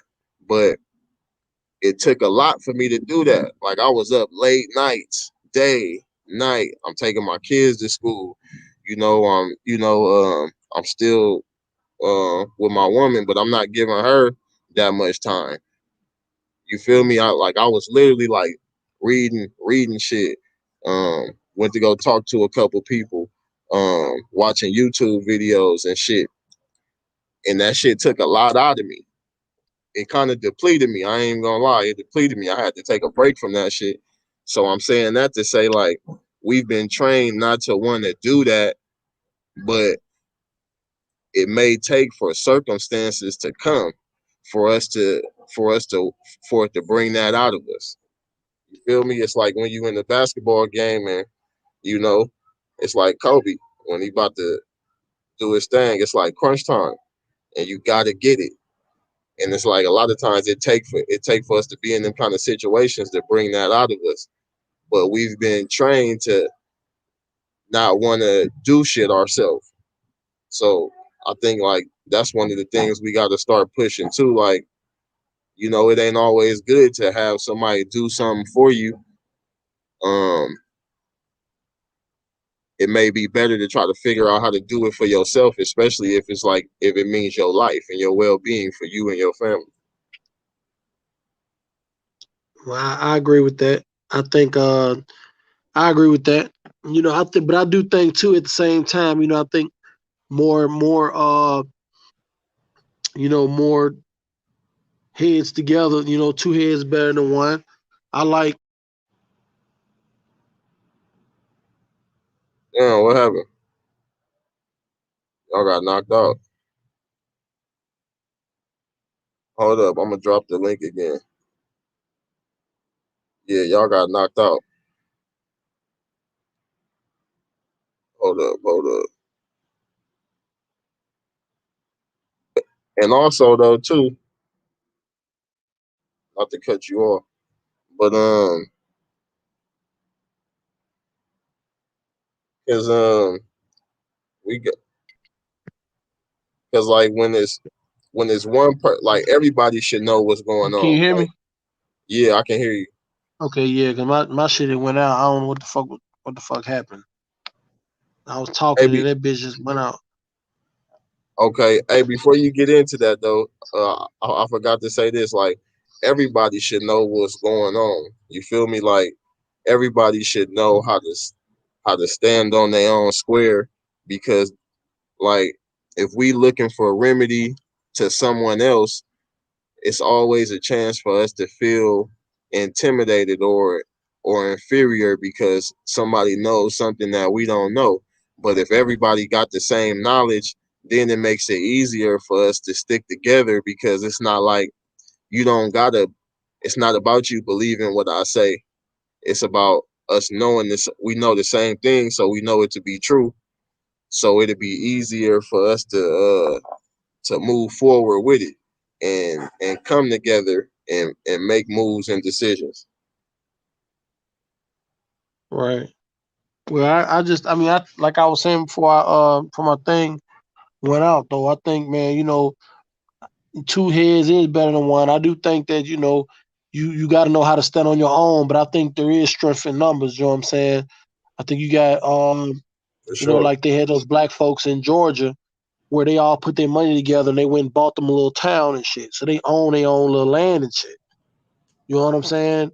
So it's like, all these black people came together and bought their own little town and bought their own land. Yo, that's big. Cause now that's like shit, it's our shit. I don't give a fuck if we want to grow crops on here. If we want to, if weed is legal in that state, I don't know. But we can grow our own shit. We can fund our own money. We can have our own truckers. We can, you know what I'm saying? We can have Yep. our own court, our own jail, our own city council, our own mayor. We ain't the governor of the state, but shit, whatever going on our land is our business.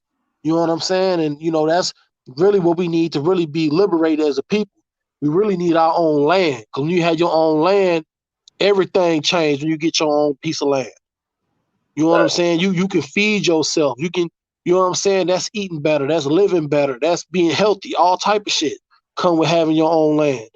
You know what I'm saying? That shit, that's big. You can build houses and rent the motherfuckers out, or you can build houses and shit, put whatever. You know what I'm saying? You get 10, 20, 30 black people that got some money, you know what I'm saying, all in the same boat like what them black folks did down there in Georgia. Man, shit. That's some shit that they'd really be afraid of. That's Greenwood, that's Rosewood, that's Tulsa, that's the Black Wall Street all over again. That's really what our liberation depend on. Black folks owning a whole bunch of land, putting it together, doing what they did back in the early 1900s, and really establishing our own shit. That's how you get free. Facts. Facts. And that land is everything. That land is everything because it, like, no knock to like the real estate game, but like it's cool to like flip and make some money, but like we don't want to own real estate. You want to flip that shit because people, if you own real estate, like even if you own a home, like they can come take if they own the land, they can come take that from up under you, and you won't have nothing. So yeah, the land is everything for sure, for sure. That land is very Yeah, important. You yeah. can grow on that. You can build on that. You can rent acres off if you want to, sections off. Yeah, that's the land. The land is the key, man, because that's what they supposed to give us anyway. We were supposed to have 40 acres and a mule. That's what they, that's what was the promise was once we supposed to had our freedom and shit. But of course, they might have gave us the mule, but they damn sure wasn't finna give us no damn acres of land. That wasn't finna happen. You know what I'm saying? So, because if 20 million of us who was in bondage, I believe, no, it wasn't 20 million. I think it might have been like 6 at that time. So if it might have been anywhere between 2 to 6 million, shit, man, we probably could have had damn near a good quarter of the South. You know what I'm saying? Some of the Right, some of the good parts too, like Florida, Alabama, Georgia, places you can grow crops and agriculture and all this shit all year round. You know what I'm saying? We could be doing business with like a Cuba or other or Jamaica or other little countries and shit like that, selling our own products. That's something that they weren't gonna never give us. They weren't gonna never give us that land, even though that's what we was promised when we had our freedom. When they gave us our freedom papers.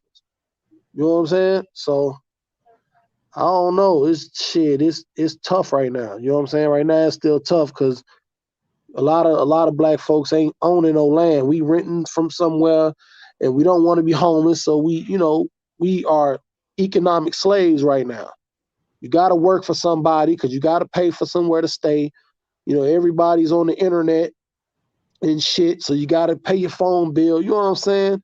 The celebrities idolize the rich life, so they always want you striving to have something that you will never have. So you trying to work 2-3 jobs, you trying to work just as hard to have what they got. So they just keeping you being a working slave. That's all. Yep. Them algorithms is a motherfucker. And commercials. I seen the commercial. I told my kids, I was like, y'all can't watch YouTube no more. It was what was it? It was a Hulu commercial that came through, and it was promoting some new show. But it was two white hybrid Europeans. Um, it was kissing males, two males. Yeah, and that salute Queen Lotus, peace, sis. Salute, King. Salute. But yeah, it was Queen, two how you white doing? hybrid. Good, King. Good. But yeah, it was two white hybrid European males kissing. I'm like, oh hell no. And they didn't see it, but I seen it when it was a YouTube ad that I seen. And I'm like, dang, well, if it's going to come across on mine, it's going to come across on theirs. So I was like, yeah, y'all can't watch YouTube. Y'all can't watch YouTube. And matter of fact, y'all can only watch the kid one. Y'all can only watch the kid one. And then even with that, I'm probably not going to let them do that long because they tell you clearly that they don't have full control over everything that comes across. So even though they're trying to monitor everything, it's not a guarantee. Well, if they Right. wanted to monitor it, they could. Right. Sure they could, but it's a choice.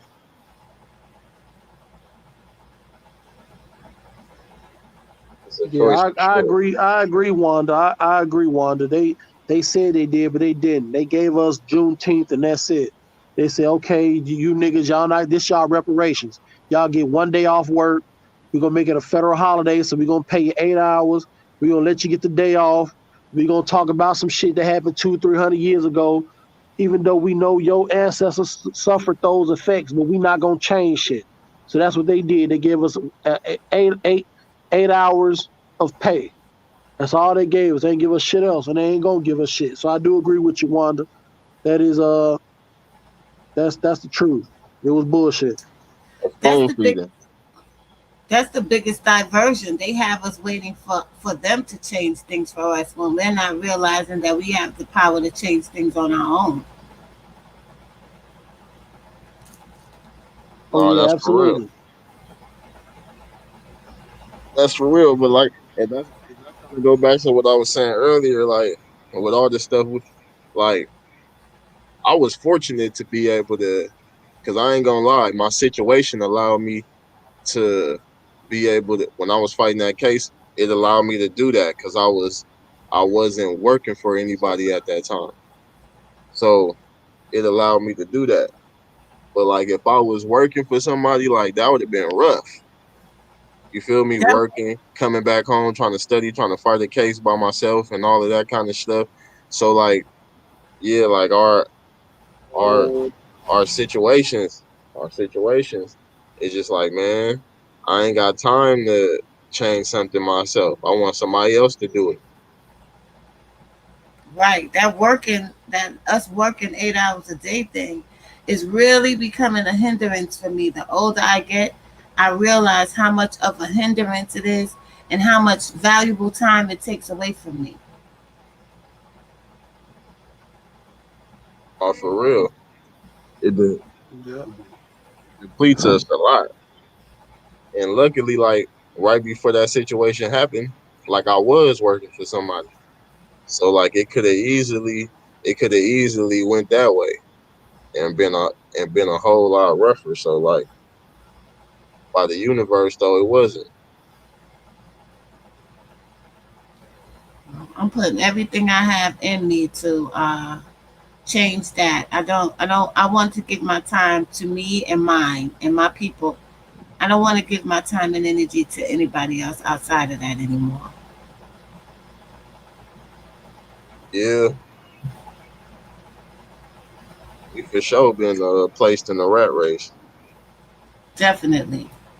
with no But direction on how to get out of it, at least from the sources that people believe in. Because a lot of people only believe in the sources that they give you, and they feel like if it didn't come from them, then it ain't real. facts. That's big facts.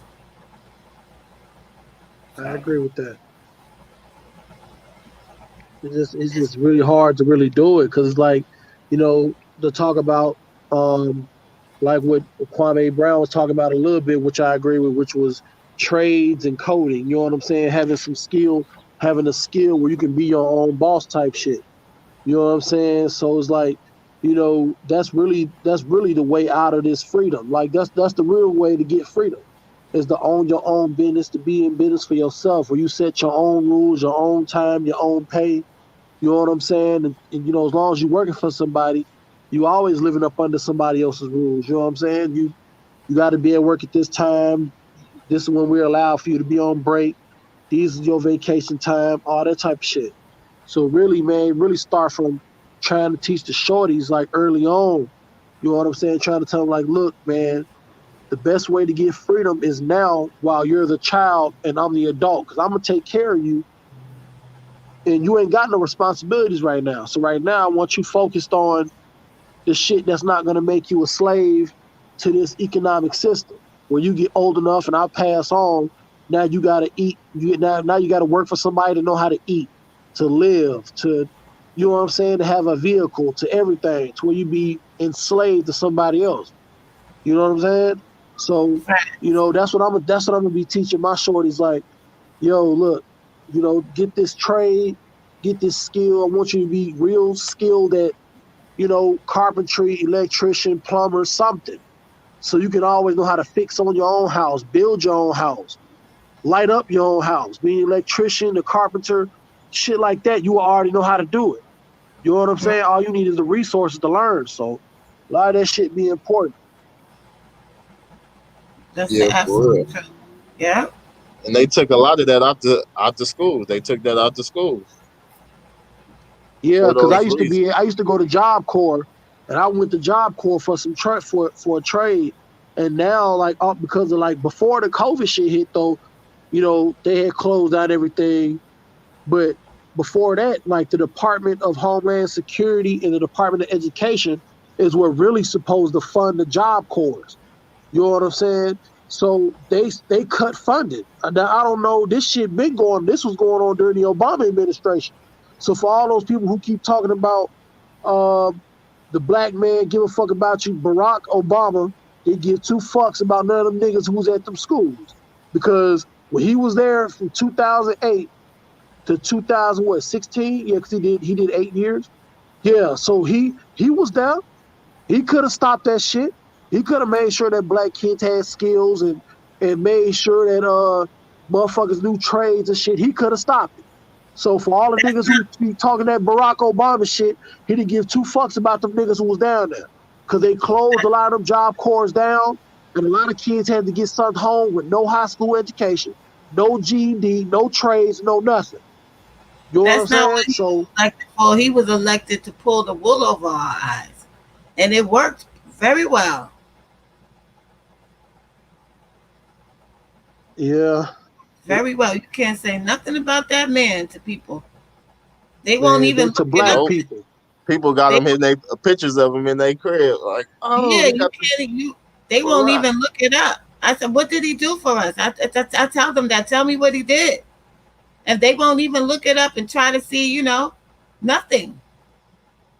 Just like because he was Mhm. black. So the racism thing works both ways because people are so blinded when someone black is in position that they won't even look at what the person is really doing or not doing. It's just because he's black that's enough. And it shouldn't be. People got to remember, it wasn't just the field nigga, it was a house nigga too. The master gave the house nigga a job. You know what I'm Fact. saying? Fact. So that the house Negro had a job.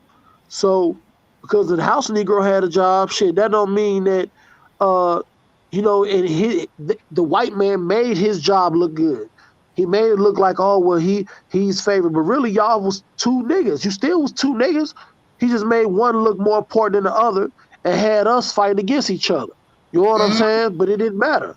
And it's the same shit when it come down to Barack Obama. I tell niggas I hate that nigga. And I'm not playing. He from Chicago and all that shit, but man, Barack Obama ain't do shit for us, man. He did more for the LGBTs. He did more for them. He did more for they kind of his people. He belonged to them niggas. He don't belong over here with us. That is his Real kind. shit. That is his kind. That's his people. He over there with the Skittles flag. That's him. He over there with them niggas. So, Right. Yeah, he wasn't put here to do nothing. He was here to Man, make all people think those that. black kids was getting killed by the police under his watch. All these kids, all this police brutality and shit was getting killed on his watch. All he did was go to a couple funerals, cry. You know what I'm saying? He pop up at some. He tell, "Oh, I sympathize with your pain. You the president of the United States of America. What the fuck right. you mean you can sympathize? Niggas ain't going to jail. Motherfuckers wasn't going to jail. Nothing. The niggas Nothing. getting killed. All type of shit. You on here crying. Don't nobody want to hear that shit. Don't At one nobody want to hear time, he that was shit. talking about Trayvon Martin, and he was like, "Oh, he looked like me. He could have been my son." And everybody was satisfied with that one statement. It was unbelievable. Man, he should Unbelievable. have said, "I'm gonna use the full power of the presidency to lock these motherfuckers up. I That's don't give a right. fuck what's going on." That's what he should That's have said. When I looked at this shit, somebody going to jail. Now, if he would have said that, I could have respected it. You know that's what I'm saying? right. But he didn't do nothing. He sent Attorney General Eric Holder down there to Ferguson when that shit went on with Mike Brown, and they was down there tearing shit up and burning shit. When that shit was going on, he sent them down there to try to gain control. He like, man, these niggas that got out of control. Man, somebody do something.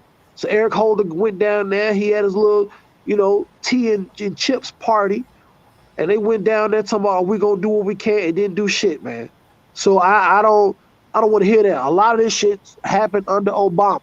Chicago was like this under Obama. Ain't nothing changed. You know what I'm saying? Ain't nothing really changed.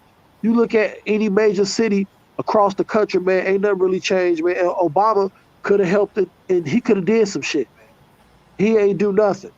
So I don't want to hear that shit. Everybody keep talking about some racism this and racism that.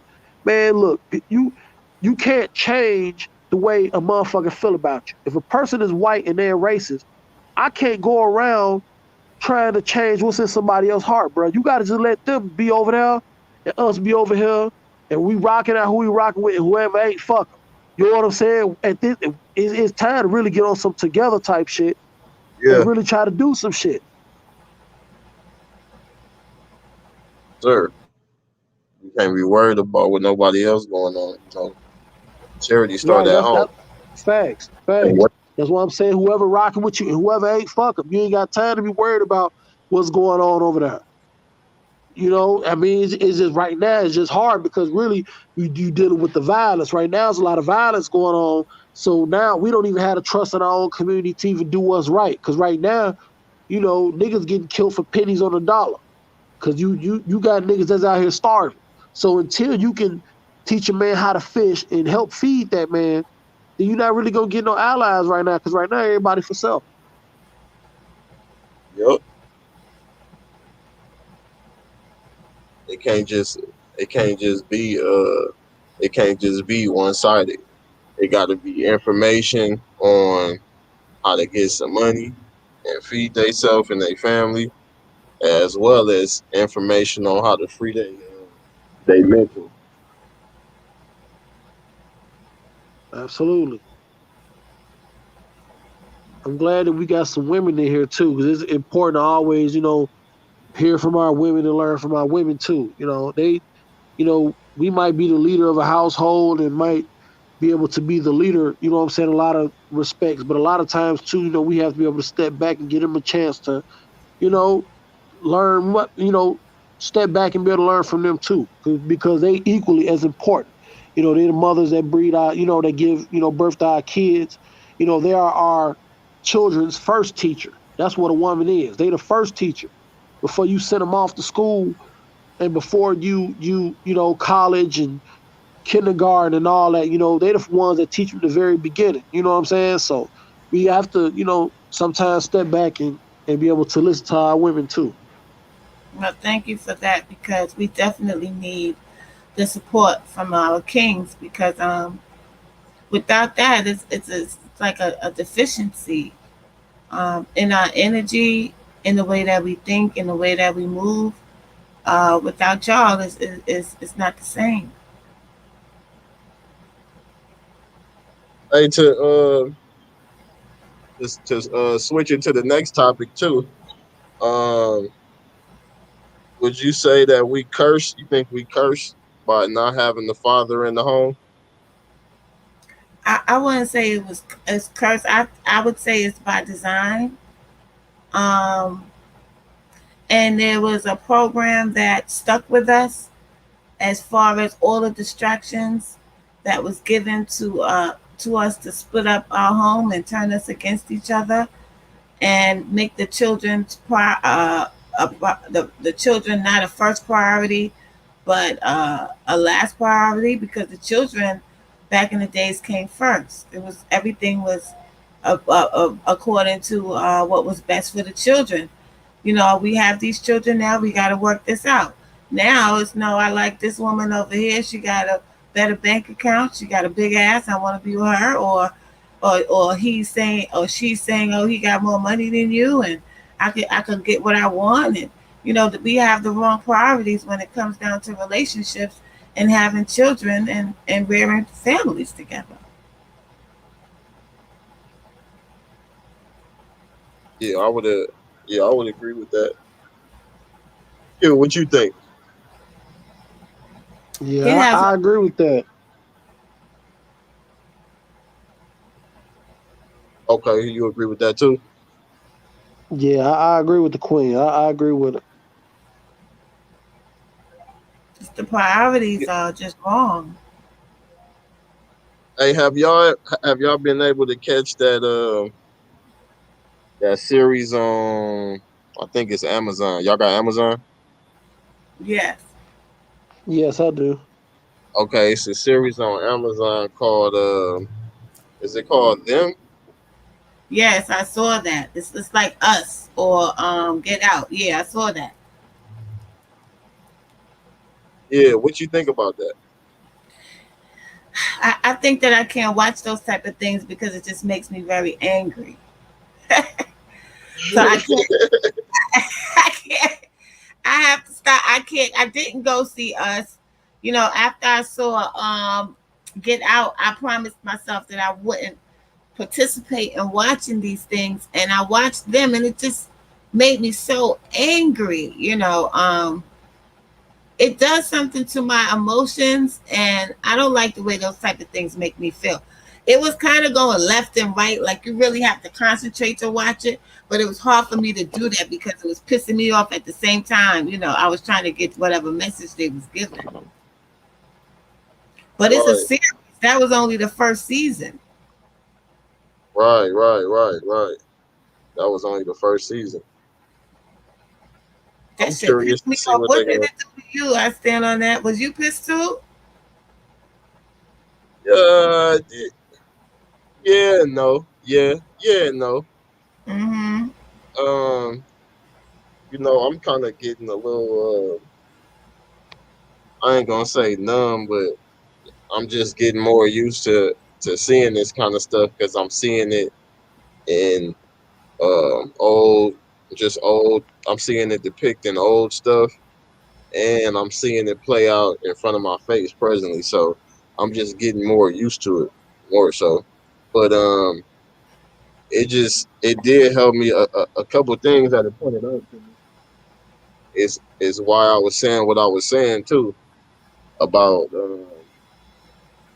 like they drove they took away the things that we needed to survive on our own and be self sufficient, so that we couldn't be in the home consistently being an influence in our family and guiding and laying the laws down.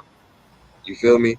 Mm-hmm. And, and it and that showed in that series, because like we had to go work for them.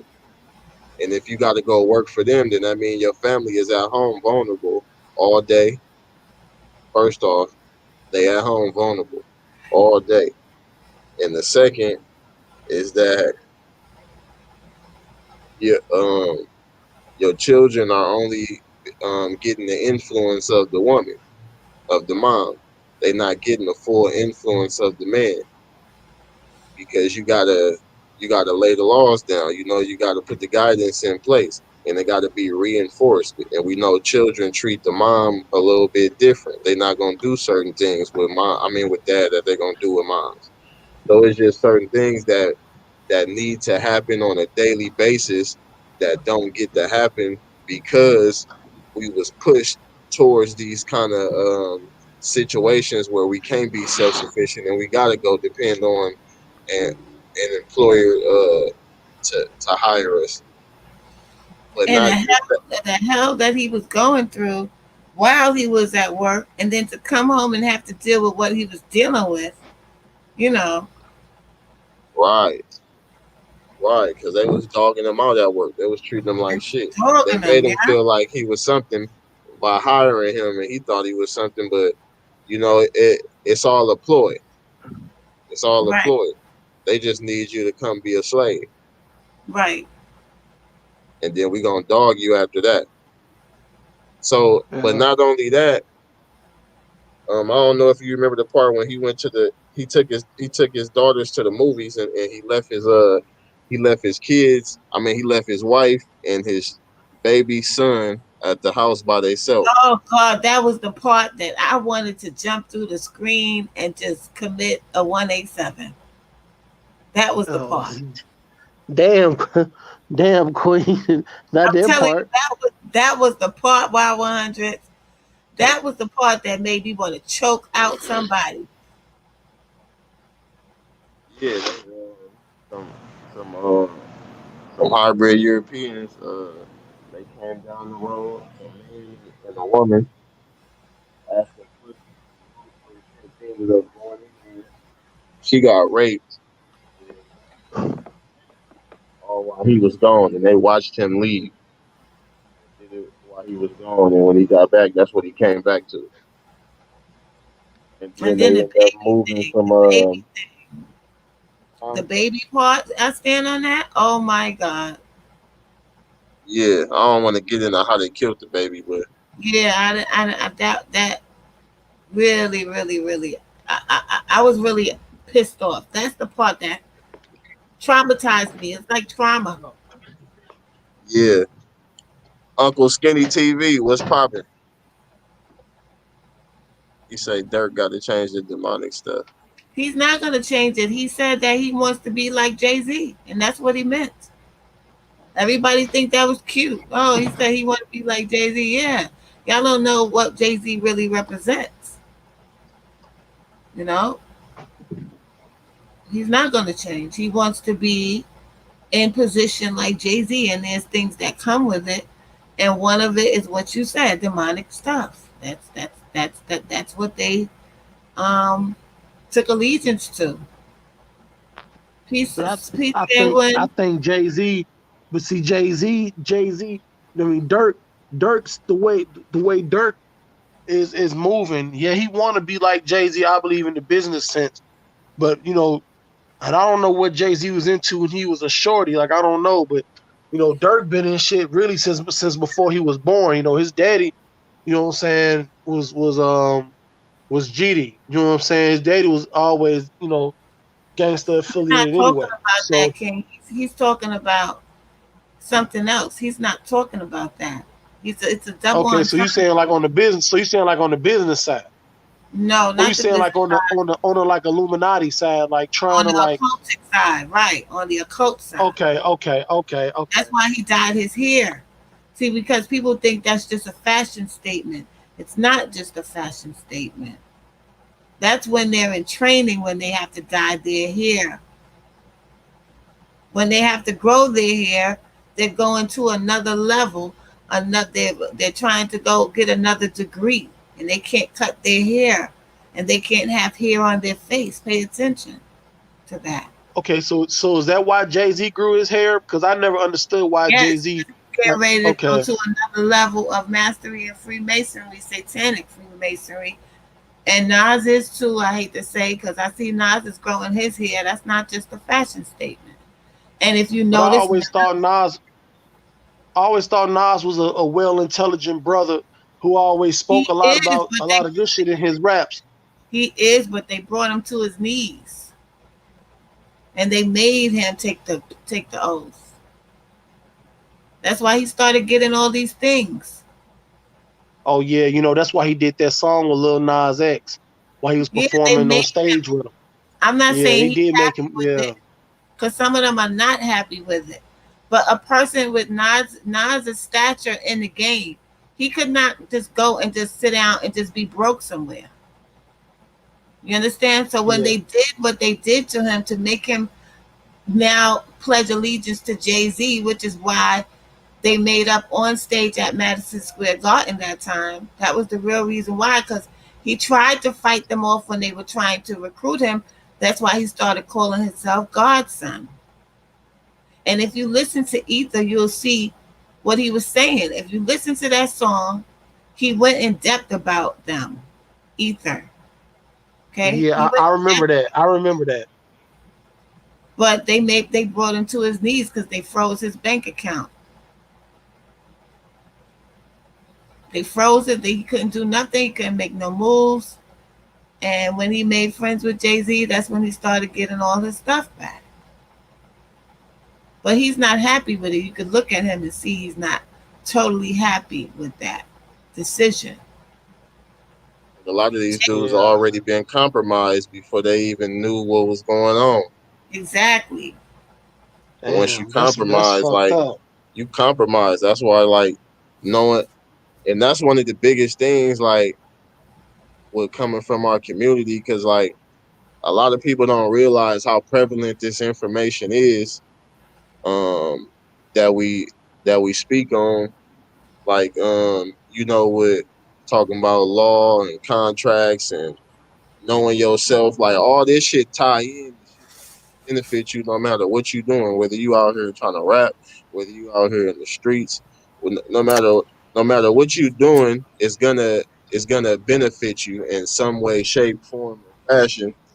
And knowing just something simple as knowing contract law can protect a lot of rappers from selling their soul unconsciously. Right. Because that's what they do. They make them sign these contracts and lock them in.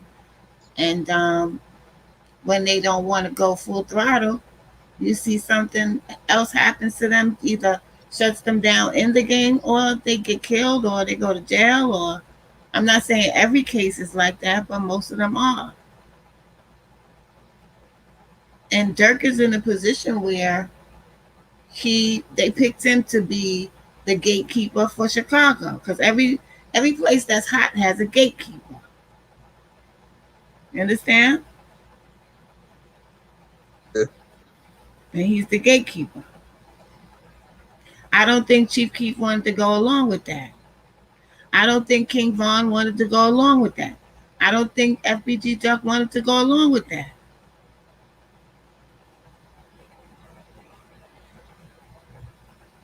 But like I, shit, in whatever way they're gonna figure out how to sabotage Can't hear you. I stand on that. Can't hear you now. No, I said in whatever way they're gonna figure out how to sabotage you if you don't, because it's like we already then signed you. Mm-hmm. And see, Now these we people now we telling you to get down. get down or lay down. Get down or lay down. Even when you see they get in position, they're the ones that go up there and explain to them who needs to be removed for them to be in position to be the leader. They're the ones that give up that information. So do you think that's why like Jay-Z and Dame Dash broke up? Because it seemed like Dame Dash seems like he never really could have been the type that would have went along with this type of Well, shit. Like they he was got that type. going along with it at a time. At a certain time, he Okay. was going along with it, and he did a few nefarious things. He did some things, but some of them changed their mind after they start to learn more and they change their mind. You know what I'm saying? But you can't change your mind with these people. They're gonna Okay. cripple you, and they don't really see him as a threat because people don't really respect him like they used to. You understand? So they don't really see him as a threat. But the ones that still have the street cred and the respect and can move a mass amount of people, those are the ones that they feel are threats, and they take them down some type of way.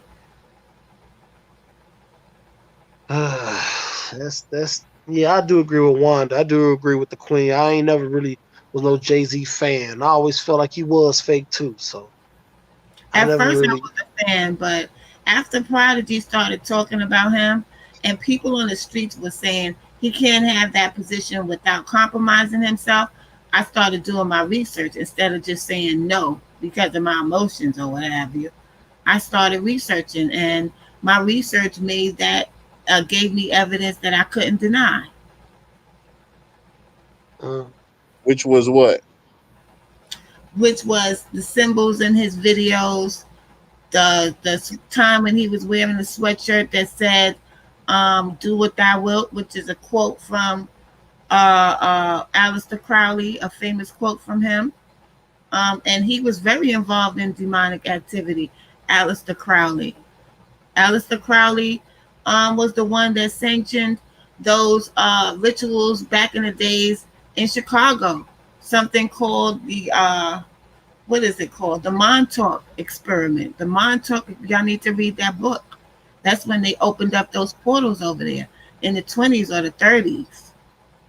So this goes way back to what people might be able to conceptualize, because this beginning of these type of things and finding energy grids to bring certain energies here to corrupt us was thought about and implemented a long time ago. Okay, so do you feel like Jay-Z, because I know he used to wear a chain that was called the 5%. So I don't know what that meant. He also had like oh, go ahead, Queen. The 5%ers is a group of guys who were took some of their lessons from the Muslim faith, and they were on the streets with these lessons, teaching people the teachings of Elijah Muhammad. So my age group, which is also Jay-Z's age group, they were very prevalent in the streets, and they gave order in the streets. And he only did that for show. He's not a 5%er. He doesn't practice the 5% Nation 120 rules. That was just, he just does things for how it looks. He's trying to get that energy from us. You understand what I'm saying? Trying to get that approval. Oh, look, he has on the 5%. He got the 5% chain on, and that did divert a few people from what he was doing. He knows what he's doing. Which is one of the reasons why symbols is like knowing about symbols is very important. Knowledge of symbols is very important. That's another thing they kept from us, because like they put so much shit in our face, but we don't know what the fuck it means. Right, and it gets planted into our subconscious, and it comes out through the conscious mind, because the subconscious programs your conscious mind, and you move from your subconscious. So if you don't know what you're looking at, it has the full effect of what they would want you to do after you are corrupted with these energies. But if you know, then you know what's being done, and it doesn't affect you in that way. What gets affected in your what's planted in your subconscious is, oh, they're trying to program me, and it just immediately dilutes that effect. It's like a shield. Knowledge is a shield. Yeah, Yeah, for that's real. yep. Knowledge, absolutely, absolutely. I yeah. If to everybody's still in the chat, make sure y'all like, comment, subscribe. Make sure y'all like the video. Make sure y'all share the video, and make sure that y'all follow each other on this. Y'all follow I Stand on that, and make sure y'all follow Queen, and y'all follow Wanda Austin, and make sure y'all follow each other. You know, knowledge is power. It So is, the but more sometimes, knowledge that's shared amongst each other, the better. right. Sometimes I don't really go in depth because people call they've programmed people to say it's spooky and you know this person is too serious of a conversation. It's kind of scary. You have to have a special kind of courage to be able to understand and accept that the world consists of people like this and they control a lot of what goes on. Slick Sam, But salute. people, yeah, but people sometimes are scared because they don't want their page to get took down. You know, they don't want their page to get took down. They don't want, um, you know, they don't want their stuff to get flagged. You know what I'm saying? So Even when it's sometimes not. you gotta say things within certain. You gotta give out hints and clues. Damn near.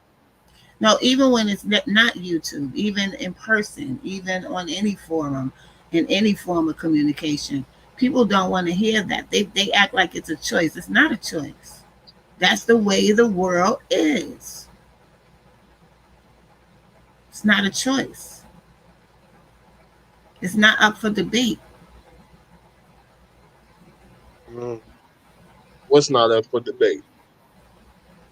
It's not up for debate how the world is operated, how these people use occult science to run the world. That's not up for debate. It's a fact. Oh yeah, yeah, yeah, yeah, yeah. No, that's a fact for sure.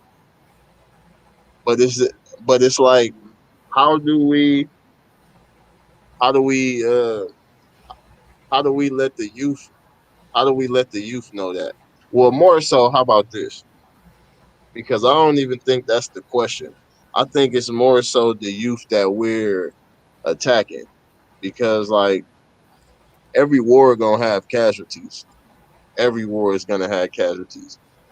So maybe the brothers that some of the brothers who like our age, or maybe a little younger, or maybe a little older.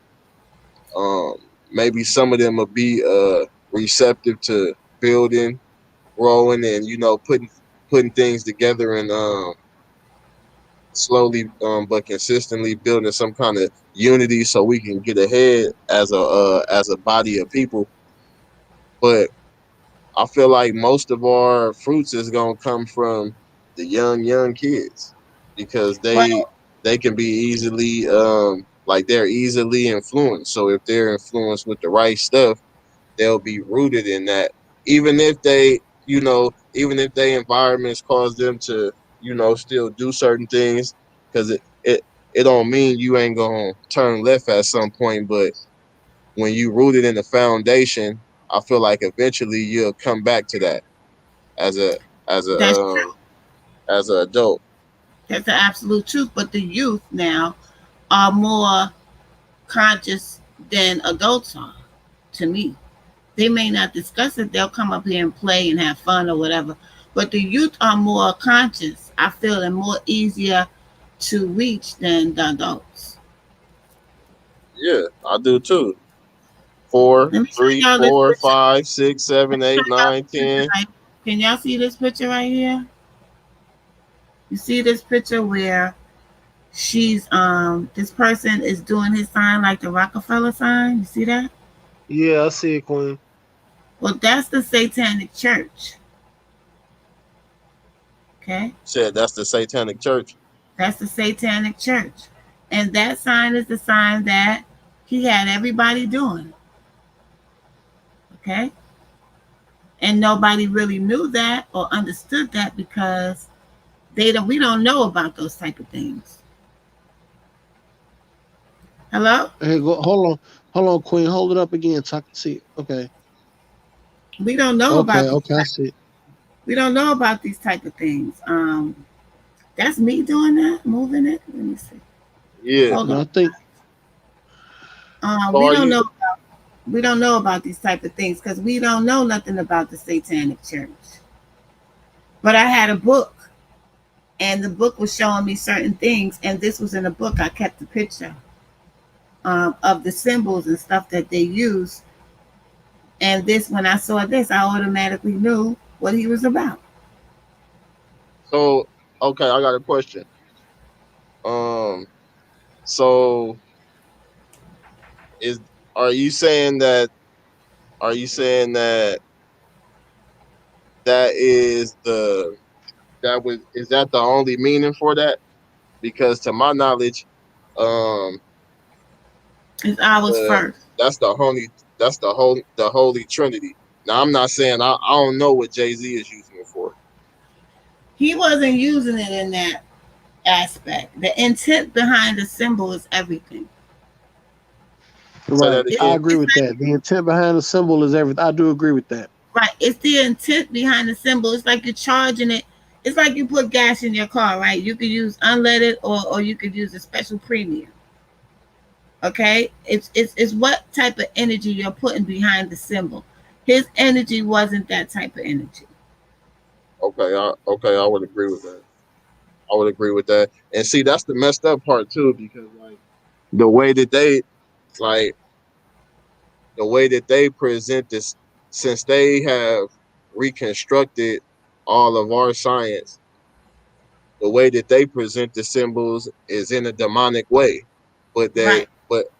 but the root and the origin of the symbols is not demonic. Right. Just like when Hitler took the swastika and reversed it to the west side, to the west, when it was originally going towards the east. Right. So the intent was reversed. Everything that we was intended for us to do well here with good intentions has the whole world is operating in reverse. They're using our occult science in reverse with the reverse intent. That's why they do these things with the music and they put the reverse song, the reverse thing on it. When they play songs in reverse, you can hear things because that's their world. Everything in reverse of what it's supposed to be.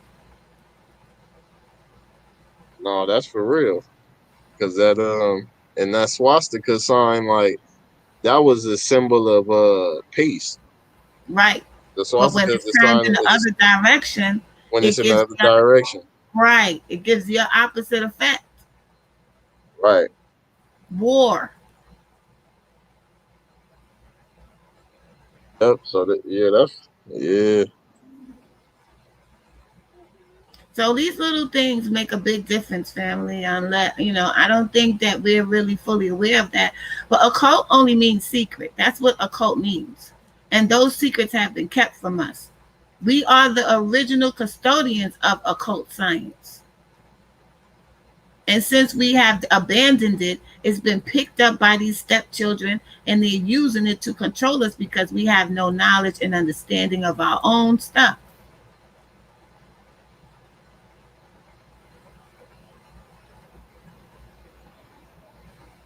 And that's what we got to get back to. But it's like, dang, how do we get the? But like I said, I'm learning like it's probably not about getting like like I said, some of the brothers that's our age, a little bit older or a little bit younger, like they gon' some of them gonna be a part and there's some that's not. But the probably the main target should be the kids. 2, 3, 4, 5, 6, 7, 8, 9, 10, 11, 12, 13, 14, maybe, Right. And 16. they're the ones lately that have been schooling their parents. You know, their parents don't know. Their parents ain't looking at that. They're looking for money. They're trying to, hold down the household. They've been taught by through tradition, passed down to us from our ancestors who weren't privy to this information. Hey, and I ain't gonna hold you too, because as far as like information we wasn't privy to, Man, to go back to the father thing, like when I not going to work for somebody and finally having a chance to like be self-employed legally, like I see how much of an influence that I would have missed out on being with my children, because like, you know, kids, they do the same thing over and over, and one person don't got the tolerance to always speak up on it or educate. Shout out to the infamous truth teller. One person don't always got the got the energy to speak up on it and try to educate all the time and sit the child to the side. So it take for that extra reinforcement for me to come in and be like, no, this is what needs to be done. So this is what we doing. Boom, boom, boom. Ladies, foundations. You know, this is what you need to do in the morning. Boom, boom. This is what you need to do throughout the day. This is how your night should end. These is these this the kind of thinking that you know, because kids say stuff and they don't always, you know, they logic on things don't always be right. So we got to give them the tools that we use right now on a daily basis, because they're only going to be children is the small portion of your life. That's a very small portion. You're going to be an adult for the rest of your life. So we got to raise them as such and not treat them as such, and be consistent on them as much as we can. But then even if we do work, um it's stuff that we can do like on the weekend, because like they make us think like it take a lot of time to do stuff or to help kids, but it doesn't take a lot of time. It's just really being consistent. Like you could do 10 or 15 minutes a day of something and the kid is gonna grasp it. Right. It don't gotta be an hour or 2 hours. So that's another thing that'll help us as parents, since we be so tired when we get home. Like 10 minutes, you feel me? 10 minutes, 15 minutes, that'll help a child tremendously. And you know, we just got to put that little time to the side. Exactly. Because I Infamous didn't truth teller, salute, Queen. salute infamous truth teller. Welcome Hi, to how the you guys channel. doing? I wasn't able to truly understand how important my time was until the pandemic. So even though the pandemic sat us down because of a detrimental reason, it also had its positives as well. For sure. That's one of the positives I gained from it. Able to see Yeah, that. definitely. Me too. I stand on that. Infamous truth teller, you got something you want to add? I just chimed in just right now. So you guys are talking about children and like the value of the time and what's beneficial to them as they're growing up, or what? Yeah, we Yeah. would speak on that. Yeah, I agree with Lotus that this pandemic really it brings it opens your eyes a lot. You know what I mean? Because it shows you where your tolerance level is, what's really important, what's not important. You know Yes. what I mean? What's really worth talking to your kids about, because I mean, I've been tried, because, we're all on each other's feet, but the conversations that I've had with my kids is, we're a team. We have to work together. You know what I mean? I can't do it by myself. You can't do it by yourself. My other one, we all have to work together in order for it to be, to work, because if somebody's in a grouchy mood or just being, a jerky jerk, I tell my son acting like a jerky jerk, then everybody's going to be in a bad mood. And it's a waste of positive energy. I've noticed the conversations have gotten a little more, have more value, I think, than just, Right. I don't have time, just kind of pushing them off when they're trying to tell you something. You're actually hearing what they're saying, Exactly. We never would have had that opportunity to step out of the rat race if it wasn't for that pandemic. So everything has its negative and its positive. And I truly believe the higher power wanted us all to sit back and have a chance to think. Yeah, that's it. And that's what we didn't have a lot of time to do. Yeah, the only thing that I think is a little bit of a negative is my 3-year-old is because he was I want to say I'm gonna say he was like a pandemic baby. You know what I mean? Because so when they're like 2, you start teaching them about stranger danger. You know, kind of like you can't just talk to anybody. My son, he doesn't know. He has no clue. He has no you know what I mean? Like fear is like not an option for him because he's been in the house. So he doesn't know, what's dangerous, what's not dangerous, so it's like I've constantly got to watch him, because it's just he hasn't really had experience out there. Out there we just barely took him to like the pizza place where they have video games and stuff, and he was just like, I was afraid he was gonna run to the back and go where they're making the pizzas because he was just in heaven. You know what I mean? He was just like, oh my god, what is this? But he doesn't know Innocent. strangers. Innocent. So he's like, yeah. So he's in the front yard and he's just like randomly trying to walk up to people as they're walking by. I'm like, no, you can't do that. So I got some cameras so I can just watch them, from so if I'm back here in the room, I have it on a live feed. So I can watch him because I have to watch him. He has no clue about what's dangerous and what's not dangerous. And that's the only kind of The flip children, side of when it, they come here with the original program. Right. They come here with the original way of living, the original way we should treat each other. That's why all children trust everyone. They have that original program. They don't learn about the glitches in the program until as they get older and they start to adapt and assimilate to or being get tainted by what we're afraid of or what our fears are. You know what I mean?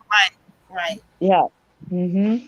I agree with you, but that's the only kind of downside because I'm like living on the edge. I'm constantly watching him all the time because I'm like, because I don't want anything to happen. And it's not. I try not to show or let him feel my fear, but it's just I'm like, oh, because he's just like, hey, and he'll just like walk up like he must have just like somebody delivered some food and he wanted to go for a ride. I'm like, oh no, we can't do that. And so like he has no clue, but I mean he's got a lot of patience. I took him to Walmart yesterday. And I did a lot of shopping. I helped my neighbor with some groceries because, they're having a hard time and I just was able to do it this time.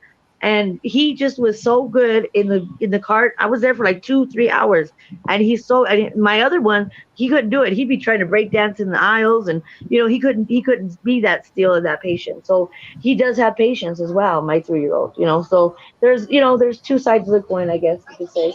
He's a sweet baby. He's a sweet Yeah. baby. And Yeah. he's just operating off the original program. That's why they put our children in school so early and they've been trying to put them in even earlier because they want to switch the program to the system that we live in here. That's their main objective with children. Yeah, I hear you because they want to put him in Head Start, but he's ready. I mean, this boy can count to 15. You know what I mean? He's a smart kid, but he just got me living on the edge. I got a 24, a 19-year-old, a 7, and a 3. So 15 years later, I had 2 more kids. So it's a whole nother dynamic from a boy and a girl to 2 boys, and then they bicker about everything. Yeah, they bicker about everything. I had my first child when I was young, and I was scared to death. I never had another one. That was it for me. I had my first one at 15. So, and then 4 years later, I was 17. And I was very, very afraid. I was very afraid of the responsibility and the world that I couldn't control that my baby would be in. And the judgment that you get. Right. I was very scared, and I never had another baby.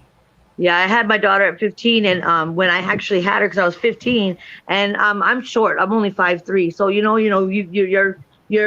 breasts grow, because they get milk and all that stuff because you're supposed to nurse, But I'm like I couldn't do it because they're just too big for my body, like I couldn't. It was hurting my back, and so I decided I was going to formula feed.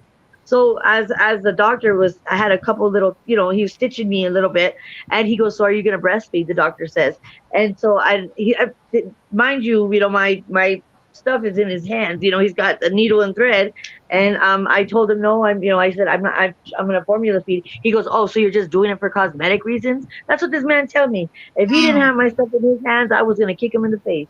I couldn't believe it. They were just judging me because I was a young mother. They do that. Hey, and to add to that, sis, that's one of the things that need to be pointed out on why having a father in the home is very important, because we've been conditioned to be scared, especially our women. Our women have been conditioned to be scared and to salute to Steezy. What's up, fam? Everybody smack that like button on the way in. Appreciate y'all for tapping in. We've been conditioned to be scared, and especially our women, and that fear can be projected on to our young boys heavily, You're heavily, very heavily, correct. Yeah. Yeah. and that's not exactly that. That's not what is needed, but it's part of the systematic approach, because like our women didn't know anything else because they felt helpless because of what they seen happening to the men. Or we've So experienced things from men that are not so good men. You know what I mean? right, So yeah, so where I've been single for 7 years on purpose because I've just been through some stuff, so I'm very weary. You know what I mean? And I do background checks, so all this stuff now. And I grew up on the streets. I grew up raising myself, so I know all about the game. I know all about all that stuff. But yeah, I'm just with my kids now. I just look at things differently, and I think too is because like my boys, I can't teach them what a man can teach them. You know, I just can't. No matter how hard I try, I can't. Right. We can't. We cannot teach them what a man can teach them. We cannot. yeah, we can give them that guidance, and let them know like it ain't about like being scared. It's about critical thinking and being sure of yourself, being comfortable with yourself, knowing who you are.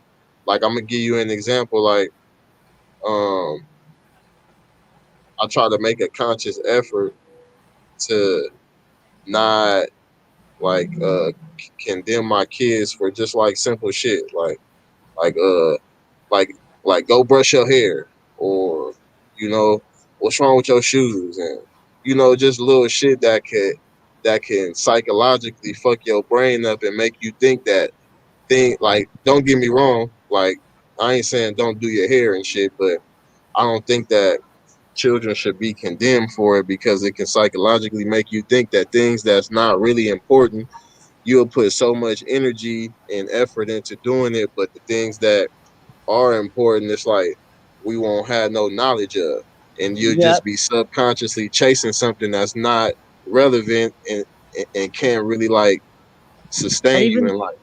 and even the words that you use when you talk to them, because like my 7-year-old, his dad is in his life, but it's really I'm doing all the work, and I have to undo a lot of stuff, and I hate to say it, I wish he was a little more in, what I mean, involved, like, spending time with him, taking him out. He doesn't know how to ride a bike, he doesn't, and my boy's 7, so I have to try to pick up that slack that he's not doing. But I also tell him, like, I don't call my kid, I don't say it's bad. I tell him, you make a sad choice or a happy choice, you know what I mean, just certain words that I use, because I don't want them to think that they're bad, because they're not bad. Kids aren't bad, and I don't want to have it, imprinted in their mind that things are bad, that there's something wrong with them. So Right. there's certain words that I use, and I'll tell them, take some time out. I said, do you need a Noble break? Because my son's name is Noble, and if you need a break, just say you need a break.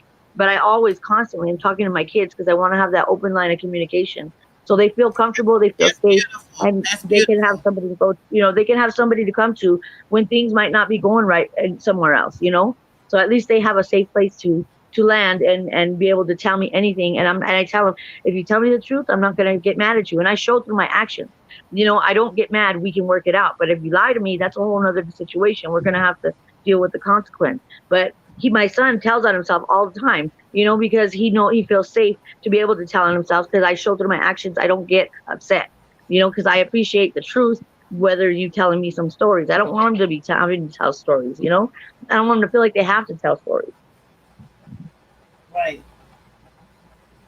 Yeah, that open line of communication is very important in like in like them words, because like children, that they embody everything that we show them and teach them and say to them. Like, they begin to embody that a lot of times. For the most part, they begin to embody it. So telling them that they bad all the time, and I'm speaking from personal experience, because like I used to say that to my kids, and my queen had to like pull my coattail. Like, you don't want to tell them that. You don't want to keep saying that to them consistently and plant that into their conscious and make them think that they bad, because then it's a possibility they can run in with that. I mean, they can run with that.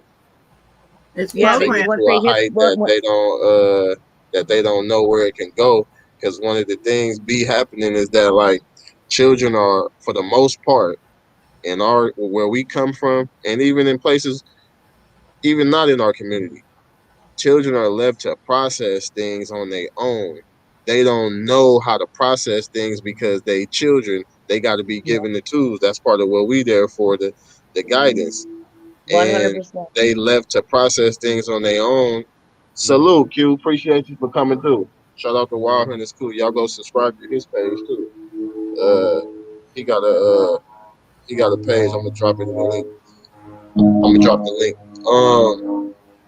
But yeah, they left to come up with their own assumptions and process stuff on their own, and they do that by using what they see on TV to process it, what they hear at school, what their friends say, and they just put all that stuff together and they come up with their own analogy on whatever that situation that happened, what it really meant, and now they Yep. run with that.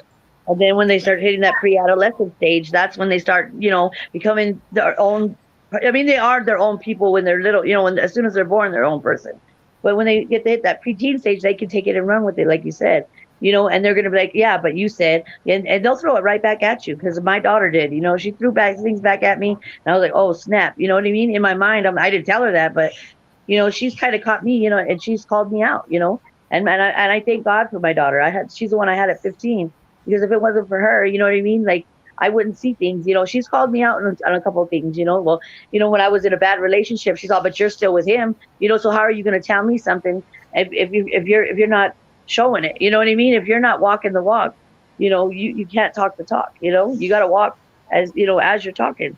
And she was right, and for her, if she didn't say that, I wouldn't have, shaking that off. I woke up and I was like, she's right. She's absolutely correct. How am I going to set an example if I'm not standing up, if I'm not doing for me and thinking about what's important and who's important, and devaluing myself? She's going to devalue herself. She's not going to see herself as valuable or as, what I mean, as important as she is if I don't show it to her.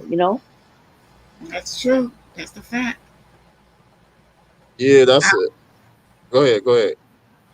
No, I was going to piggyback on what you were saying about telling children that they're bad. I had to tell that to my son's mother because she kept telling my grandson he was bad, and he started to behave that way. I said, if you keep telling him that, he's going to feel like he has to measure up to what you're saying. And they look at you, and I tell my son's dad, he looks at you right now, he's looking at you, you are like the superhero of superheroes, you know what I mean? He looks up to you. You don't understand how much he idolizes you, and you have, that's a big responsibility. So take that, and I have to, like, it's like it's falling on deaf ears with him. He thinks, oh, he always wants to play victim, and and all this and that. His dad, oh, everybody's out. You know what? Grow up. He's 40 some odd years old. You know what I mean? Get over it. So pop your pity party balloons and get over it. I had a hard life too, but if I sit here and sulk on it, I'm not gonna be of any substance to my kids. You know what I mean? I'm not. It's a waste of energy, waste of life, a waste of time. Yeah, energy is very important. We have to be very mindful of our energy. That's why they say pay attention, because you're actually making an exchange when you give energy. We're electrical machines. You know what I mean? We're all, the whole world. We're all connected to. I mean, the earth, everything. You know what I mean? I mean, the plants, the trees give us oxygen. You know what I mean? We're all connected. We're connected to everything. That's right. Everything is living. Everything is moving. Everything's evolving. If we don't let it evolve, if we're in a constant state of fear, we don't grow. You know what I mean? So if we're in a fear, we're in a fight or flight situation. We feel like we got to fight or flight. So if you're in that fear mode, you're not growing, you're not evolving. We're going to regress as a human race if we don't step up and start waking up, and start trying to wake up other people, and let them see, like what we're doing is people are so caught up in the tangible things, the material things of this world that you can't take with you, that are not important. And it's easier to blame everything and everybody else than to have to look within yourself and say, maybe what am I doing? You know what I mean? What is the common denominator that might be? That was the goal of people who implemented this system that we live under, to keep us distracted and caught up in the third dimension material world. That was the goal. I agreed 100%. I'm glad I came into this chat. This is a good conversation. Thank you. I'm glad you came. Yeah, and we gotta figure out how to how to bring a turn to it, how to bring a turn to it, and put some tools together that can that can be beneficial and maneuvering through these situations, because they're not easy, especially when you're going through them alone. Yeah, it's really hard. I'm a single mama too, and I don't have any family. I have no blood relatives. My mama passed. My dad passed when I was a baby. You know what I mean? I was an only child. My mom was adopted as an only child. So the way I see it is that I can grow. The way I look at it is that I don't sit and sulk about it. I mean, it gets hard sometimes, and I wish my mama was here, even though she wasn't really a mama. I kind of raised myself, but I'm the roots. I could start my own family tree over again. You know what I mean? But I have to be strong roots in order for it to be a good tree. You know what I mean? So Right. it's a big responsibility to be those strong roots. You know, to be able to, because I want them to be strong, and I want them to be able to look back and say, you know what, my grandmama or my mom, she's the one that made it happen. And I want to be able to be a strong. You have to have strong roots to have a steady tree. Exactly, and they gotta see that strength. Cause like one of the things that I noticed, like also like, and this like just it ain't just like my generation or the generation before, but it's like a lot of times like parents can, like you were saying that your daughter was saying, like parents could want you to do things that they're not doing, that you don't see them doing presently. So it makes it hard for a child to respect that. And then what adds insult to injury is that since the child is at the school 8 hours out of the day, he's not really like that's who's raising the child. So whatever they bringing home is not what they learn from you. It's not what they learn from the parent. They bringing home what they learn from school and from outside. And Yeah. being that they're not getting a lot of guidance at home, coming from the communities we come from, it's like it makes sense for them to rebel against us. Yeah. It makes And perfect my sense because yeah, they and getting their my information daughter. from an outside source that's whole Yeah. agenda is to keep us oppressed. Yeah, and I learned a lot from my daughter, and having her at 15. I mean, she's the one, and everybody says that there's a thing called intrinsic motivation. I'm not sure if you guys are familiar with that word, but it's intrinsic motivation is what drives your soul. What is really your motivation, your heart of hearts? You know what I mean? Not like, oh, I need to get a good job and the money and all that stuff. It's what really is that drives your soul, and to just live. And my daughter is my intrinsic motivation because I've learned a lot, and I made a lot of mistakes, but I am not afraid to show that or talk about it. You know what I mean? And tell her where my mind was at that time. And that I apologize for things. And if I would have known and been educated and known about certain things, because I went through domestic violence, and she's the one that has the memories of just the bad memories. And so she does have some issues in trusting people. She sometimes, and she burns bridges before, you know what I mean? Before they need to be, she'll burn bridges before she has to, or she feels like she has to constantly be moving on, and she doesn't really form really good relationships. And I take full responsibility for some of the things that I didn't know, but I'm not blaming. I'm not playing a victim, either. I tell her I know now, and if I could turn back time, I would, but I can't, and all we can do is go from here. And it is her choice whether what she wants to or not, but she's got to figure out who she is, because she's 24 now. She's got a baby of her own. So she's got to figure out who she is. So she's her own adult, and she's trying to figure out where her road is. But it's like, I tell her sometimes, she went the other way, and she kind of rebelled, against me, and she got real kind of vicious with her words. And I've learned a lot, and we've kind of came back to, we came back to each other, little by little, and I said, it's going to take time. I don't expect you to forgive me for some of the choices that I made, but I want you to understand where I was at.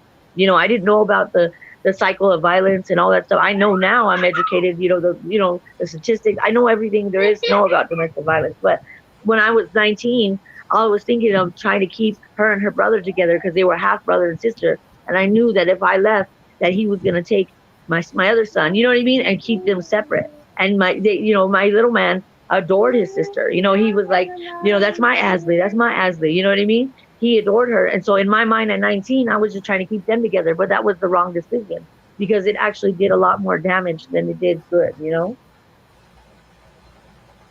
No, for sure. And there was some things you touched on. I'm glad you said that. Um, because like once we realize these things, us as children, whether you young child or you in your 30s, 40s, or whatever, you still a child to that parent. That's still like your parent. So us as children, like we also got to keep in mind that even though we feel like our parents didn't they wasn't the example that they was trying to get us to be, they did the best that they could, and they only did everything that they did was based off of what they seen and what they experienced with their parents and in their childhood. So we also got to keep that in mind and not put blame on them, but like just acknowledge like what it was. And Right. I also want to acknowledge it takes. I want to salute you, and because it take a lot of courage for a person to acknowledge their wrongs, and to be able to unpack their past and childhood trauma to understand how it played a part in the actions that you carried out. So yeah, I want to salute you because that takes Thank you. a lot of courage. Yeah, it Yes. does. Mhm. And I also want to salute Queen Lotus and Wanda, also because it took a lot of courage for y'all to understand the same thing, to be able to put yourself in a different perspective in different situations. And I also want to salute my queen, for because it took a lot for her also to understand her situation, elevate from it, you know, acknowledge whatever she needed to acknowledge and move forward, and myself and everybody. Yeah, salute to you too. I stand on that because you always give us fuel to keep going, and I appreciate that. For sure, that's what we need. That's what we need. We got to move in. Got to move in unity. I just wanna chime in too because sometimes I just want to let you guys know I have adult ADHD. So and they diagnosed me at 34. So I don't know if they should have told me because I started to embrace my kind of quirks. So if I talk fast or if I'm interrupting, just kind of just say hey, calm down, just to let you guys know that it's not on purpose. It's just I have a lot, I think about 15 bright ideas, every 5 minutes. So if I just want to, just so you guys are familiar with who I am, it's not on purpose. If I'm interrupting, just I can rein it in. You just gotta kind of give me a little signal. I'll be like, okay. Nah, you good, sis. I don't even I don't subscribe to those labels. I think those are just labels that they put on people to try to categorize them away from what they really are and the powers that they really got. Yeah, and I know I know about, you know what I mean, and it's just when they told me, because I have PTSD too. I didn't know I had, I mean, but just because of the traumas, they did We a all do. pre-screen. Yeah, they did a pre-screen test, and I was like, oh snap! I thought it was just because I grew up on, raising myself. I thought it was just, just being aware of your surroundings. But when you're hyper aware, you realize, you're always on high, and certain things like gunshots. Like I can count, and it's sad, because like I can, if I hear gunshots, I can count exactly how many bullets come out that gun if I hear it, and it's sad. You know what I mean? It's not sad, but it's like wow, I didn't realize how hyper aware I was, until it was just brought to my attention. I mean, I don't believe that it's a label like I don't, but I realize that it affects adults a lot more than it does children, because when you're an adult, you have more responsibilities, and it's the executive function, like getting things complete. Like I start something and I don't complete it, and it's like, and if you don't acknowledge it, that or try to, just get like, just figure out how to work with it, then you kind of have a lot more chaos. You know what I mean? So that's just okay. I'll be quiet, but that's just my thoughts on that. Yeah, no, I don't think that it's no, I don't think that it's sad. I just think that like we've been we've been engineered to think that things that are actually natural are unnatural. Like, cause like they say a lot of children, they try to diagnose a lot of children with ADHD and ADD and just all kinds of stuff. But really, just people learn different. Yeah, and there's a lot of people that are very successful though that have ADHD or have that diagnosis. I mean, the billionaires, you know what I mean? There's billionaires and very, very successful people.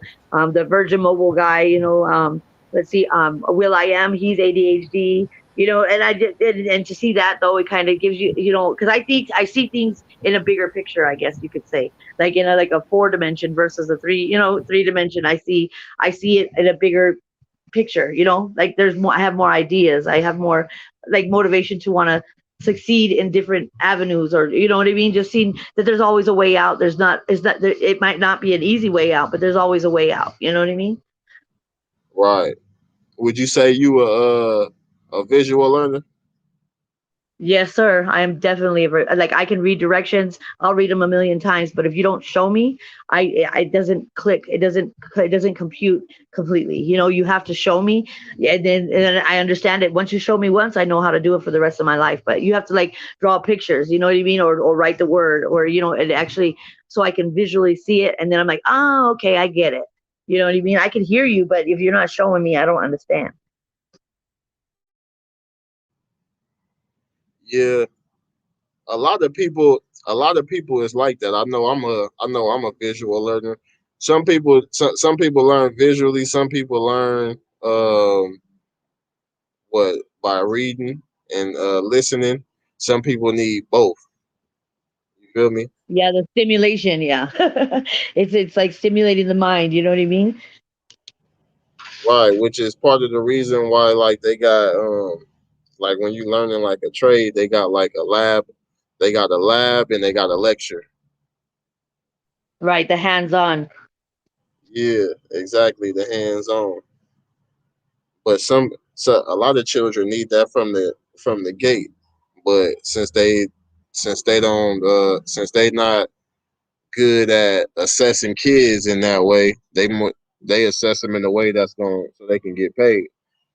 Yeah, and there's a lot of people. There's a lot of professional people that say that they deal with that, or they specialize in certain things, and they really don't. You know what I mean? You have to find somebody that's actually their passion is specifically like ADHD, or specifically, whatever their, whatever the issue that you think you might be, having. You have to and that's disappointing too, because you have to go through, and especially when you don't trust a lot of people, you don't want to have to retell your story over and over and over, but you got to find the right person that you click with, you know what I mean?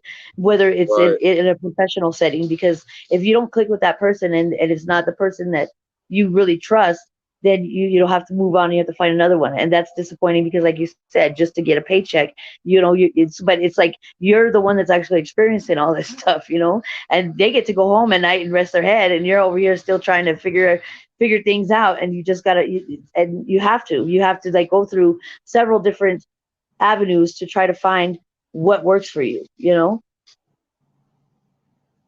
That's a fact.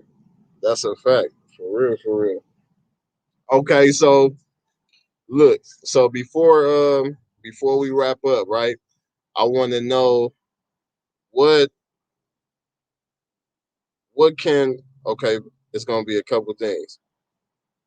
What can we learn from what we just spoke about right now? I say be more mindful. Just be more mindful of everything and everyone around you, and realize that everybody has different breaking points, that not everybody has gone through what you went through, or they might have been through worse. Just be more mindful of that, and just be careful with our words, you know? Okay, dope. I agree. Queen Lotus, what you think? What can we learn from the things that we spoke about as far as the situations at hand? We need to be more in tune and aware of what we're thinking about and what we're doing and what we're teaching our children. Um, Okay, it's imperative. It's imperative to all of us as a whole. okay, bet, bet.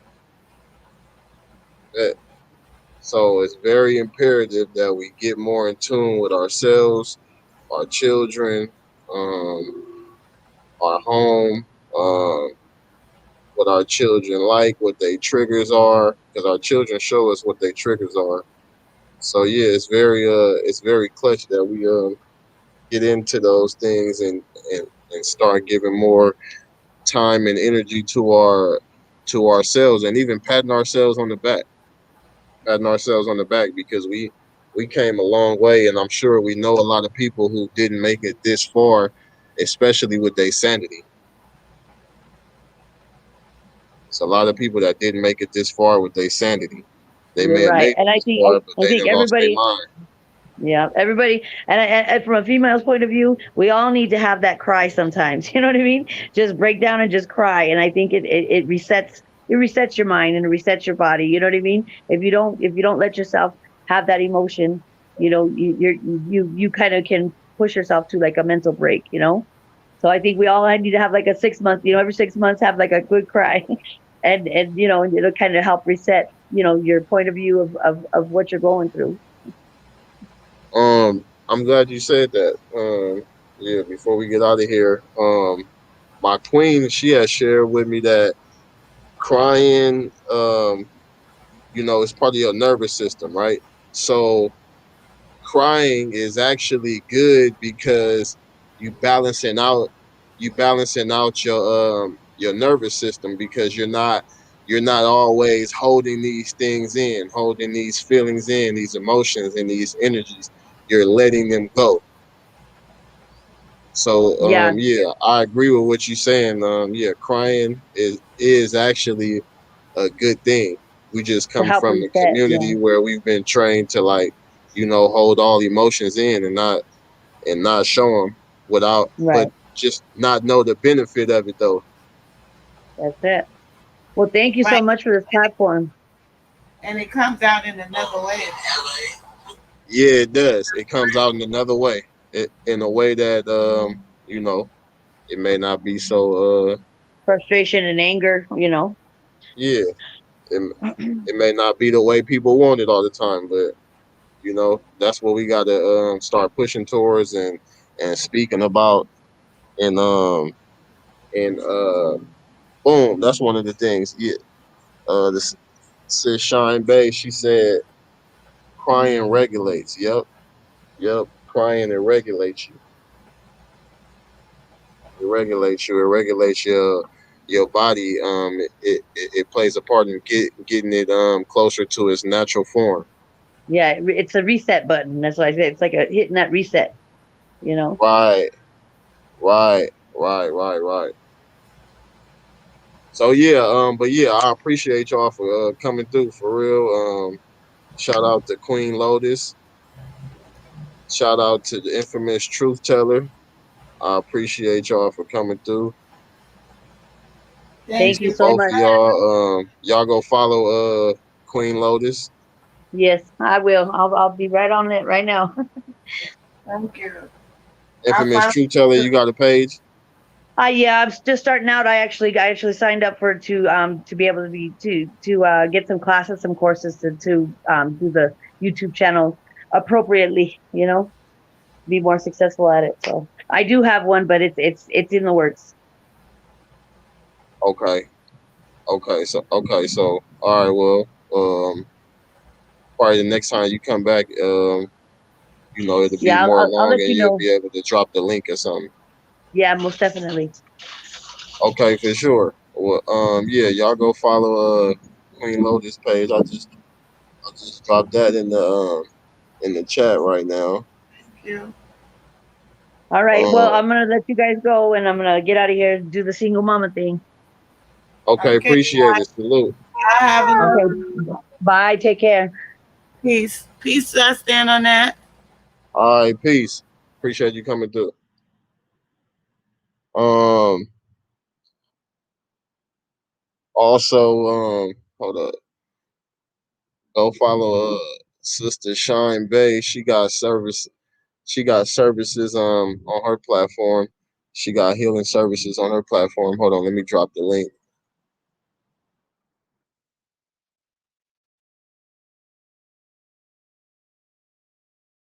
She gonna let you know everything she do. She specializes in healing people, family, communities.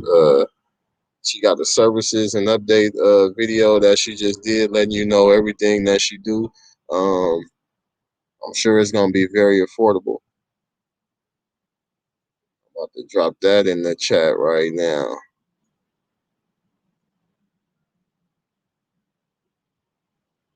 And oh yeah, Queen Lotus got the perfume too. So yeah, y'all go check Queen Lotus. She got the perfume on deck. It's her own perfume too.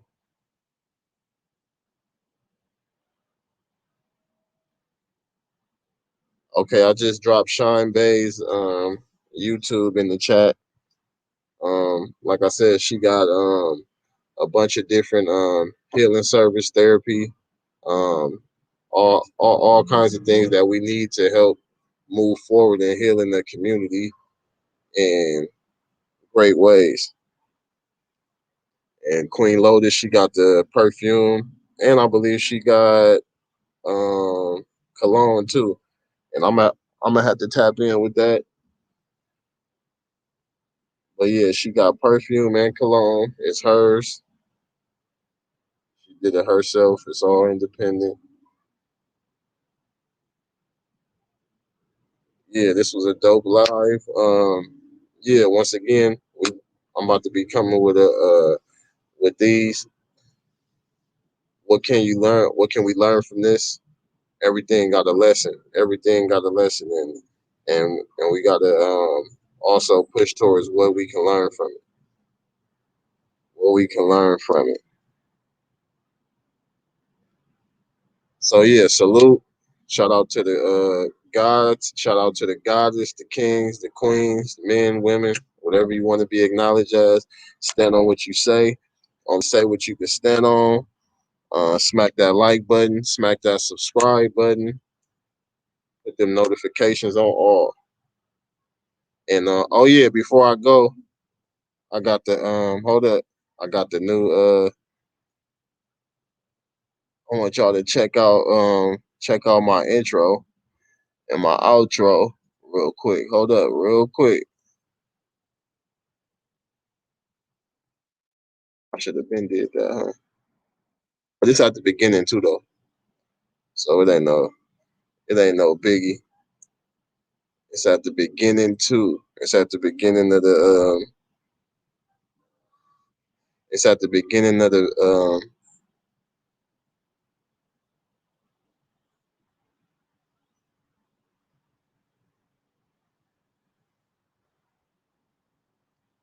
it's at the beginning of the video.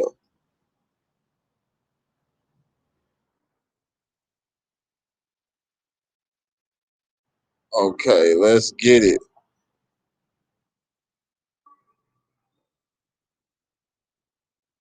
Is it playing?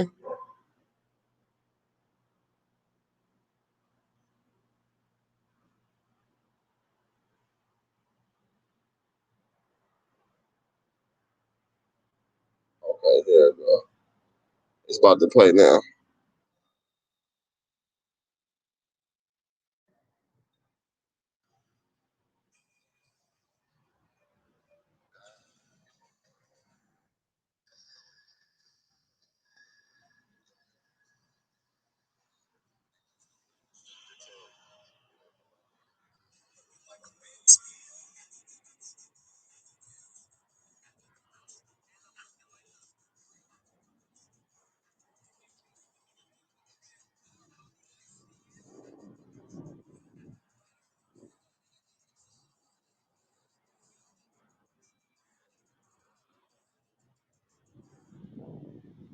Oh, that wasn't even. Did it play?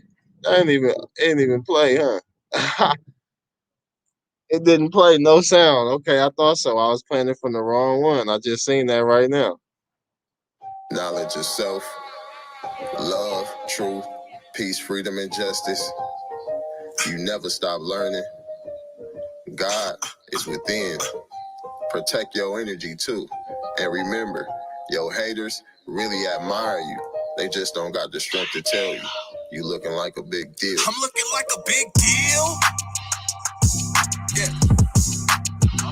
And I'm looking like the real. If you can't swim, you bound to drown. Hard body like steel. Riding waves like I'm in a competition. I don't care how you Y'all can hear that? Knowledge of self, Let me run that back. love, truth, peace, freedom, and justice. You never stop learning. God is within. Protect your energy too. And remember, your haters really admire you. They just don't got the strength to tell you. You looking like a big deal. I'm looking like a big deal. Yeah. And I'm looking like the real.